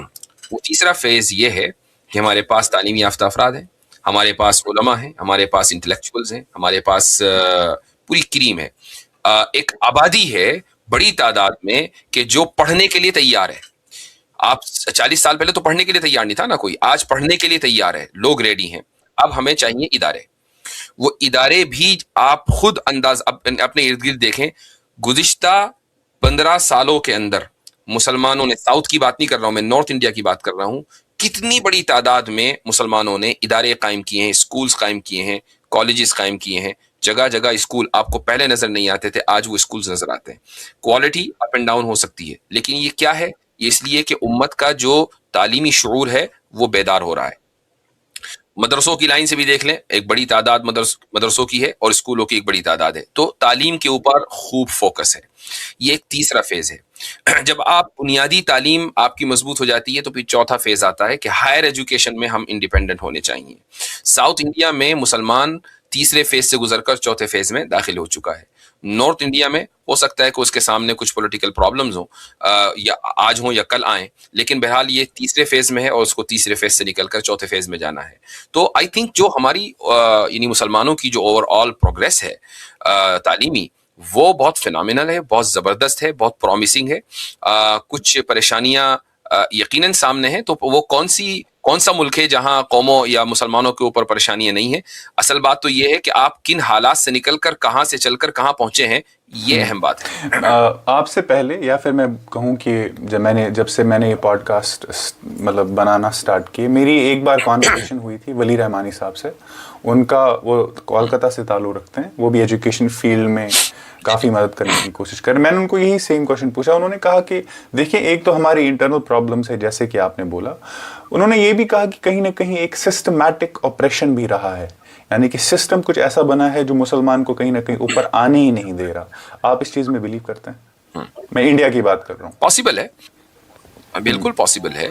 اور اس کے باوجود میں یہی تو کہہ رہا ہوں نا کہ ان تمام رکاوٹوں کو کراس کر کے, عبور کر کے مسلمان یہاں تک پہنچے ہیں, تو یہ ایک بہت ہی خوش آئند بات ہے کہ ان کے, یعنی آپ یہ دیکھیں کہ بھائی 50 میں سے 42 سیٹیں تو مسلمانوں کو مل رہی ہیں میڈیکل کالج میں, چل بھائی میڈیکل کالج ہی بند. تو یہ جو اب یہ ایک سسٹمیٹک جو ہے وہ سمجھ لیجئے کہ اپریشن ہے. لیکن یہ بھی تو دیکھیں نا کہ آج سے 20 سال پہلے 42 بچے میڈیکل کالج میں نہیں پہنچ پاتے تھے مسلمانوں کے, وہ پہنچے ہیں. یہ کتنی بڑی بات ہے. تو ٹھیک ہے, وہ اگلے نے کالج ہی بند کر دیا, دوسرا کالج بن جائے گا, لیکن 42 بچے پہنچے تو کوالیفائڈ تو ہوئے. تو اس کو دیکھنا چاہیے. ہمارا مسئلہ یہ ہے, میں اس سے ڈس ایگری کرتا ہوں. ہم ہمیشہ یہ رونا روتے رہتے ہیں کہ بھائی ہم پر تو بہت ظلم کیا جا رہا ہے, ہمارے تو سارے وسائل چھین لیے, ہم تو کر ہی نہیں پا رہے ہیں. ہم اس نفسیات کا شکار ہو جاتے ہیں جس نفسیات کا شکار ہمیں ہمارا سامنے والا دیکھنا چاہتا ہے. جب پوری قوم اس نفسیات کا شکار رہے گی تو وہ کبھی بھی آگے نہیں بڑھ پائے گی, چونکہ وہ اس انتظار میں بیٹھی ہے کہ اگلا ٹکڑا ڈالے گا تو میں ٹکڑا اٹھاؤں گا. ہم اگلے کو ٹکڑا ڈالنے کی مہلت ہی کیوں دیں؟ آپ را مٹیریل سے شروع کریں نا. خود ہی ہنڈرنس آئیں گی, آپ ایک کے بعد دوسرا ان رکاوٹوں کو دور کر کے آگے بڑھیں. ساری دنیا میں جہاں جہاں لوگوں نے ترقی کی ہے, صرف مسلمانوں کی بات نہیں کر رہا ہوں, جس قوم نے بھی ترقی کی ہے رکاوٹوں کو عبور کر کے ترقی کی ہے. ایسا نہیں ہے کہ ترقی پلیٹ میں سجا کر اس کو دی گئی ہو. خیر یہ بھی آپ نے اوبویسلی قوموں کی ترقی اور فیزز میں ہوئی ہے. اگر آپ دیکھیں جب ہم رینیسانس کی بھی بات کرتے ہیں, ہمیں پھر 13 سینچری میں میڈیچی فیملی میں جانا پڑے گا, اس سے پہلے دانتے کا کام دیکھنا پڑے گا. تو کہیں نہ کہیں بھی اس کو بھی 700-800 سال لگے, اور اس سے پہلے 2000 سال تو یہ ڈارکنس میں تھا. تو اوبویسلی قوموں کی ہسٹری بھی 100 سال کی نہیں ہوتی, 1000 سالوں کی ہوتی ہے. اب اگر آپ دیکھیں بھی, اب کہیں نہ کہیں میں یہ دیکھ رہا ہوں کہ مسلم سوسائٹی میں جس کا وہ کہہ رہے ہیں کہ وہ خود شکار ہے, وہ وکٹم ہے, کہیں نہ کہیں یا ان پہ اوپریشن ہو رہا ہے. اب ایسے انسیڈنٹس ہم دیکھ رہے ہیں الگ الگ سوسائٹی میں جہاں کہ ہم موب جسٹس ہم کافی زیادہ دیکھ رہے ہیں سوسائٹیز میں. جیسے فار ایگزامپل لیٹسٹ میں بھی ایک انسیڈنٹ ہوا تھا جہاں موب جسٹس کے تھرو ایک شک کی بنیاد پہ ایک لڑکے کو جلایا گیا تھا. تو یہ موب جسٹس کہاں سے آ رہا ہے؟ کیا یہ اسلام میں اس کی گنجائش ہے موب جسٹس کی, ریگارڈلیس اگر بلاسفیمی بھی ہو؟ بالکل, یہ موب جسٹس دراصل جسٹس نہیں ہے, اور یہ ظلم کی ایک بدترین شکل ہے کہ جہاں جس کے اوپر الزام لگا ہے اس کو نہ کوئی صفائی کا موقع دیا جاتا, نہ یا اس کے خلاف جو الزامات ہیں ان کو ویریفائی کیا جاتا, اور اس کو موت کے گھاٹ اتار دیا جاتا ہے. موب کی جو مینٹالٹی ہے وہ 5 سال کے بچے جیسی ہوتی ہے, اس کو سمجھ میں نہیں آتا کہ وہ کیا کر رہا ہے. ہاں, اس کو اس لیول تک جو لے جانے والے ہیں وہ سسٹم بھی ہوتا ہے, وہ لیڈرز ہوتے ہیں, وہ پولیٹیشنز ہوتے ہیں جو نوجوانوں کے ذہن میں یہ ساری چیزیں ڈالتے ہیں, اور نوجوان کچھ خاص قسم کے لوگوں کو اپنا دشمن سمجھنے لگتے ہیں. میں یعنی اس چیز کو ہم دونوں کے لیے کلیئر کرنا بے انتہا ضروری ہوگا کہ جب ہم موب جسٹس کی بات کر رہے ہیں تو ہم کسی خاص ریجن کی بات نہیں کر رہے ہیں. یہ موب جسٹس کو ہم پاکستان میں بھی دیکھتے ہیں, ہم بنگلہ دیش میں بھی دیکھ رہے ہیں, اور اس سے پہلے انڈیا میں بھی ہم نے خوب دیکھا ہے. موب جسٹس کی جو ہسٹری ہے اگر آپ پیچھے چلے جائیں تو امریکہ میں وائٹس نے جتنے کالوں کو موب جسٹس کی بنیاد پر قتل کیا ہے اس کی ایک لمبی تاریخ ہے, باقاعدہ اس پہ کتابیں لکھی گئی ہیں. تو یہ کوئی ایسا فینومینا نہیں ہے کہ جو صرف ایک خاص قوم, ایک خاص جگہ پر پایا جاتا ہے. ہاں, ایک خاص جگہ پر بہت زیادہ پایا جاتا ہے لیکن دوسری جگہوں پر بھی پایا جاتا ہے. تو یہ بحیثیت مسلمان کے ہمارے لیے یہ ضروری ہے کہ ہم اس چیز کا اعلان کریں کہ ایسے تمام مسلم نوجوانوں سے یہ امت بری ہے کہ جو ایسا کوئی بھی کام کریں کہ جس سے رسول اکرم صلی اللہ علیہ وسلم کے لائے ہوئے پیغام کے اوپر کوئی دوسرا حرف اٹھا سکے. یہ جو حرف اٹھ رہے ہیں یا اعتراض ہو رہے ہیں, اگر کوئی مسلمان یا مسلم نوجوانوں کا گروپ اس کا سبب بنتا ہے تو یہ امت اس سے بری ہے اور اس کا کوئی تعلق ایسے لوگوں سے نہیں ہے. جی بالکل, یہ میں چاہتا تھا آپ سے پوچھوں کہ کیونکہ مجھے جب میں نے بولا بھی تھا اپنے انسٹاگرام پہ, بہت سارے لوگوں نے ہم سے سوال پوچھا کہ ہم اس پہ ایک مفتی صاحب سے ایک آنسر چاہتے ہیں کہ ان کا کیا خیالات ہے اس پہ. خیر ابھی تو ہے تو میرے پاس بہت سوال، لیکن میں نہیں چاہتا کہ میں آپ کا بھی میں بھی آپ کا بہت زیادہ وقت لوں. 2 سوال ہیں میرے مفتی صاحب جی جو اسپیشلی مجھ سے پوچھے گئے. ایک تو پہلا یہ سوال تھا ٹرپل طلاق پہ، کہ کیونکہ obviously اب ہوتی رہتی ہے اربن سینٹرز میں، روز یہ کانورزیشن ہوتی ہے کہ اگر اسلام اتنا خوبصورت ہے، ٹرپل طلاق اتنا آسان کیسے ہو گیا کہ لڑکی کے جو رائٹس ہے ٹرپل طلاق 3 بار طلاق بول کے ختم کر دیے گئے. کیا ٹرپل طلاق اتنا آسان ہے کہ میری اگر کوئی وائف ہے، میں نے کہہ دیا طلاق طلاق طلاق تو ہو گیا طلاق؟ اصل میں نکاح کو چونکہ بہت مشکل بنا دیا گیا تو اس لیے آسان طلاق ہضم نہیں ہوتی. اچھا ٹھیک ہے، نکاح چونکہ بہت مشکل ہے، اس کو نکاح ہونے میں ایک عام لڑکے کے 2 سال لگ جاتے ہیں، اور وہ کہتا ہے یار نکاح تو میں نے کیا 2 سال میں، طلاق 1 سیکنڈ میں، یہ کیا بات ہوئی؟ تو وہ طلاق کو نکاح کے برابر پیرالل کر کے سوچتا ہے. اصل بات یہ ہے کہ اسلام میں دونوں ہی بہت آسان ہے. نکاح میں آنے کے لیے بھی 2 بول قبول ہے، اور نکاح سے نکلنے کے لیے بھی 2 بول، وہ طلاق ہے. تو آنا اور جانا دونوں آسان ہے، یہ اصل میں بنیادی کانسیپٹ ہے. اب رہی یہ بات کہ کیا واقعی طلاق بول کر طلاق ہو جاتی ہے، تو جی ہاں، رسول اکرم صلی اللہ علیہ وسلم کی یہ احادیث سے ثابت ہے کہ ایک انسان اگر طلاق اپنی بیوی کو بول دے تو وہ طلاق واقع ہو جائے گی، اس کے لیے لکھنا ضروری نہیں ہے. اچھا میں ایک چیز یہ پوچھتا ہوں کہ اس کا الٹرنیٹ کیا ہے. اب مثلا جو لوگ اس چیز کے خلاف ہیں، کیا آپ ان سے کہیں گے چلو ٹھیک ہے بول کے نہیں لکھ کے دے سکتے ہیں؟ وہ کہیں گے نہیں لکھ کے بھی نہیں دے سکتے، چونکہ فوراً وہ بھائی واٹس ایپ کے اوپر طلاق لکھ کے بھیج دی تھی، بھائی وہ جو ٹیکسٹ میسج کر دیا تھا، تو وہ تو اس کے اوپر بھی اعتراض کرتے ہیں. تو نہ تو بولنا بچا نہ لکھنا بچا، اب کیا بچا؟ نہیں، وہ اصل میں آپ کو عدالت جانا چاہیے. تو جو جج بیٹھا ہے کہ جس کو اسلامی قانون کا کچھ نہیں پتا، آپ اس سے یہ فیصلہ کروائیں گے کہ میری بیوی کو طلاق ہونی چاہیے یا نہیں ہونی چاہیے. آپ ہندوؤں کے یہاں جو طلاق کا نظام ہے وہ سب کے سامنے ہے.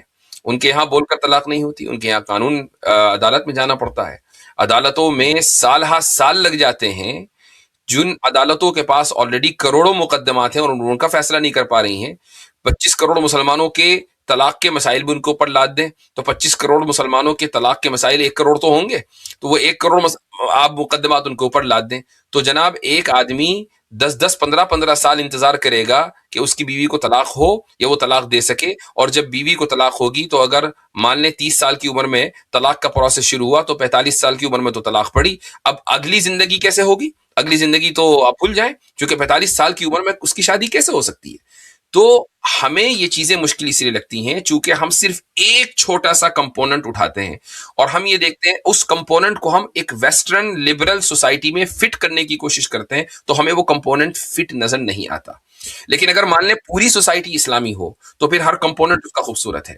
میں اس کی ایک مثال دیتا ہوں. ہمارے یہاں اسلامی سوسائٹی کے اندر جلدی شادی ہوتی ہے. جلدی شادی کا مطلب بچپن کی شادی نہیں ہے، یعنی جب ایک لڑکا لڑکی نکاح کے لائق ہو گئے شادی ہو گئی. جلدی فیملی شروع ہوتی ہے. اب اگر مان لیں اچھا شادی سے پہلے یہ بھی ہے کہ شادی کے نکاح کے اور طلاق کے مسائل آنے چاہیے. جب نکاح اور طلاق کے مسائل کسی کو معلوم ہوں گے تو وہ صبح قیامت تک کے غصے میں طلاق نہیں دے گا. تو غصے میں طلاق وہ لوگ دیتے ہیں کہ جن کو طلاق کے مسائل نہیں پتا ہوتے. وہ یہ سمجھتے ہیں کہ طلاق دینے کا طریقہ ہی ہے کہ 3 مرتبہ کہو طلاق طلاق طلاق تب جا کے طلاق ہوگی. حالانکہ ان کو یہ نہیں پتا ہوتا کہ 1 مرتبہ طلاق دینے سے بھی طلاق ہو سکتی ہے. تو یہ کس بنیاد پر ہے؟ جہالت کی بنیاد پر. اسلامی سوسائٹی میں جو لوگ نکاح کر رہے ہیں ان کو نکاح کے مسائل بھی پتا ہیں، ان کو طلاق کے مسائل بھی پتا ہیں، اس لیے طلاق کے جو واقعات ہوں گے وہ کم ہوں گے. اگر مان لیجئے طلاق ہو گئی تو عدت کے فوراً بعد وہ بچی یا خاتون دوبارہ بہت آسانی کے ساتھ سیٹل ہو سکتی ہے، چونکہ ایسے اسلامی ماحول کے اندر تعدد ازواج یعنی پولیگمی بھی ہوگی. اور پولیگمی کا مطلب یا تعدد ازواج کا مطلب یہ نہیں ہے کہ ایک آدمی اگر 4 شادی کر رہا ہے تو چاروں کے چاروں ان خواتین سے کر رہا ہے جن کی شادی پہلے کبھی نہیں ہوئی. ان میں وہ خواتین بھی ہوں گی کہ جن کی شادی پہلے ہو گئی یا تو وہ بیوہ ہو گئی یا مطلقہ ہو گئی. جب آپ نے پورے سسٹم کو اس طریقے سے اسلامی انداز سے دیکھا تو اس میں بول کر طلاق دینے میں کوئی حرج نظر نہیں آتا. اس کے باوجود کیا طلاق کو انکریج کیا گیا ہے؟ ہرگز نہیں. رسول اکرم صلی اللہ علیہ وسلم کا ایک ارشاد ہے کہ ان ابغض الحلال عند اللہ الطلاق، کہ حلال چیزوں میں جو سب سے زیادہ ناپسندیدہ چیز اللہ کے نزدیک ہے وہ ہے طلاق ہے. تو جو ایکچول مسلم معاشرے ہیں، آپ سعودی عرب دیکھیں، یعنی یا مثلا افغانستان دیکھ لیں، افغانستان میں کتنی کیا ہے لٹریسی ریٹ، لیکن طلاق کا ریشیو بالکل بھی نہیں ہے. ایسا نہیں ہے کہ ہر طرف جو ہے طلاقیں واقع ہو رہی ہوں. یمن میں چلے جائیں یا موراکو چلے جائیں، موریتانیہ چلے جائیں، یہ ٹریڈیشنل اسلامی معاشرے ہیں کہ جہاں طلاق کا ریشیو بہت کم ہے. جہاں آپ جیسے ہی آپ لبرل معاشروں میں آئیں گے وہاں پر طلاق کا ریشیو بڑھ جائے گا. تو پرابلم کیا اسلام میں یا بول کر طلاق دینے میں ہے، یا لبرل سوسائٹی اور کنزرویٹو سوسائٹی کی وجہ سے طلاق کے معاملات بڑھ رہے ہیں؟ یہ دیکھنا ضروری ہے. لیکن کچھ انسیڈنٹس ایسے بھی ہوئے ہیں نا جہاں پہ ایک لڑکے نے بس غصے میں، کیونکہ کیا لڑکے کے پاس کوئی جسٹیفائڈ ریزن ہونا چاہیے طلاق کا، یا پھر وہ اپنی من مرضی سے کبھی بھی بول سکتا ہے؟ دیکھیں، اس میں یہ دیکھنا چاہیے کہ ایک لڑکے نے مان لیجیے غصے میں طلاق دے دی، اس میں نقصان کس کا ہوا ہے؟ ہم یہ مان کے چلتے ہیں کہ چونکہ عورت کمزور ہے تو بس عورت کا نقصان ہوا ہے، لڑکا تو مزے میں ہے. یہ کیوں ہوا ہے؟ چونکہ ہمارا معاشرہ اس خاتون کو ایڈاپٹ کرنے کے لیے تیار نہیں ہے. اگر مان لیجئے وہ خاتون فوراً سیٹل ہو جائے تو ایسے لڑکے کا نقصان ہے، چونکہ ایسے لڑکے کو پھر کوئی قبول نہیں کرے گا جو غصے میں آ کر اپنی بیوی کو طلاق دے دے، اور جو متعلقہ ہے وہ تو آرام سے سیٹل ہو جائے گی، کیونکہ معاشرہ اس متعلقہ کو قبول کرنے کے لیے تیار نہیں ہے. تو اس لیے ہمیں یہ چیز بری لگتی ہے کہ یار لڑکا جو ہے وہ طلاق دے کے نکل گیا، لڑکی پھنس گئی. تو ہم معاشرے کی خرابی کی وجہ سے اسلام کا حکم نہیں بدلیں گے. اسلام کا حکم اپنی جگہ ہوگا، معاشرے کو بدلیے. مثلا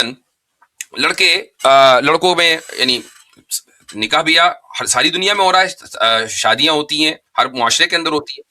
مجھے یہ بات بتائیں کہ کون سی مسلم معاشرے میں، انڈیا، پاکستان، بنگلہ دیش میں، بر صغیر کی بات کر رہا ہوں، لڑکے یا لڑکی کو اس بات کا پابند بنایا جاتا ہے کہ نکاح سے پہلے، شادی سے پہلے آپ کو نکاح اور طلاق کے مسائل سیکھنے پڑیں گے.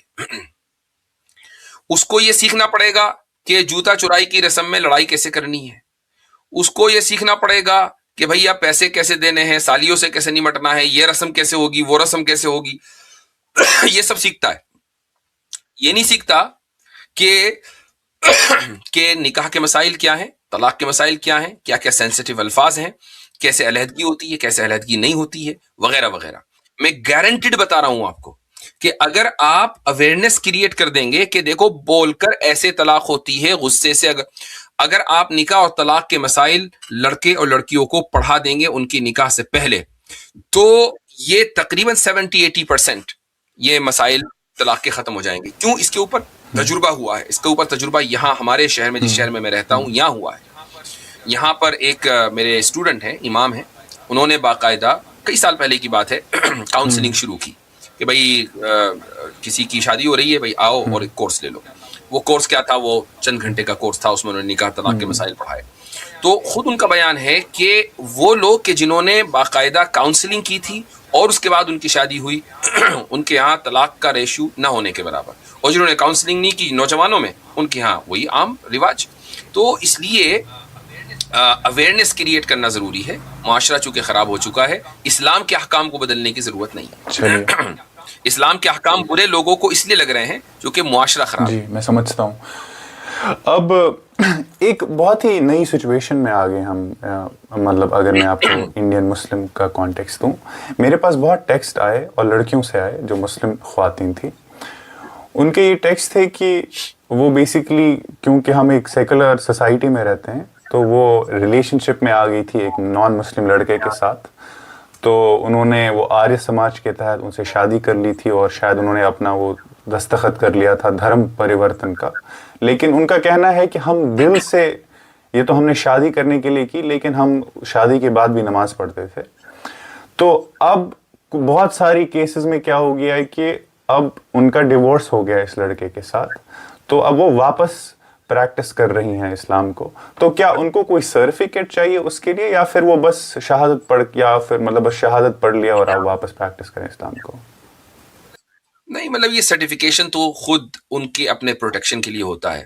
مان لیجئے اگر انہوں نے جب وہ آریہ سماج کے مندر میں جا کر نکاح کیا اور انہوں نے دستخط کیے تو کیا ان کا نام بدلا گیا, کیا ان کے ڈاکیومنٹس بدلے گئے, پاسپورٹ وغیرہ پر نام بدلا گیا؟ اگر ایسا ہے تو پھر ظاہر ہے کہ کچھ ڈاکیومنٹس وغیرہ ری اپلائی کر کے وہ واپس اپنے پاسپورٹ کو صحیح کرائیں, اپنے ڈاکیومنٹس کو صحیح کرائیں. جو کل کو وہ عمرے پہ جانا چاہیں, حج پہ جانا چاہیں, تو ان کے پاس ڈاکیومنٹس پورے ہونے چاہیے. لیکن اگر ایسا کچھ نہیں ہے, انہوں نے کلمہ پڑھ لیا, توبہ کر لی اپنی سابقہ زندگی سے, اور وہ اب آگے بڑھنا چاہتی ہیں, اللہ کی بتائے ہوئے راستے پر چلنا چاہتی ہیں, تو اس میں یہ تو بہت خوشائند بات ہے. اللہ تعالیٰ نے ان کو یہ راستہ دکھایا. چلیے ماشاءاللہ بہت بہت اچھا لگا مجھے آپ سے بات کر کے. میرے لیے بھی کافی زیادہ پرسنلی کافی انلائٹننگ تھا. بٹ ہاں امید ہے کہ انشاءاللہ فیوچر میں جب آپ کے پاس ہو, مجھے پتا ہے کہ آپ کی طبیعت بھی ناساز تھی, اسٹل آپ نے اپنا وقت دیا, اور میں کوشش کروں گا کہ فیوچر میں بھی میں آپ کے ساتھ جب بھی آپ کے پاس وقت ہو اور چیزوں کے بارے میں ڈسکشن کر پائے. چلیے مفتی صاحب, خیال رکھیں. وعلیکم السلام ورحمۃ اللہ وبرکاتہ.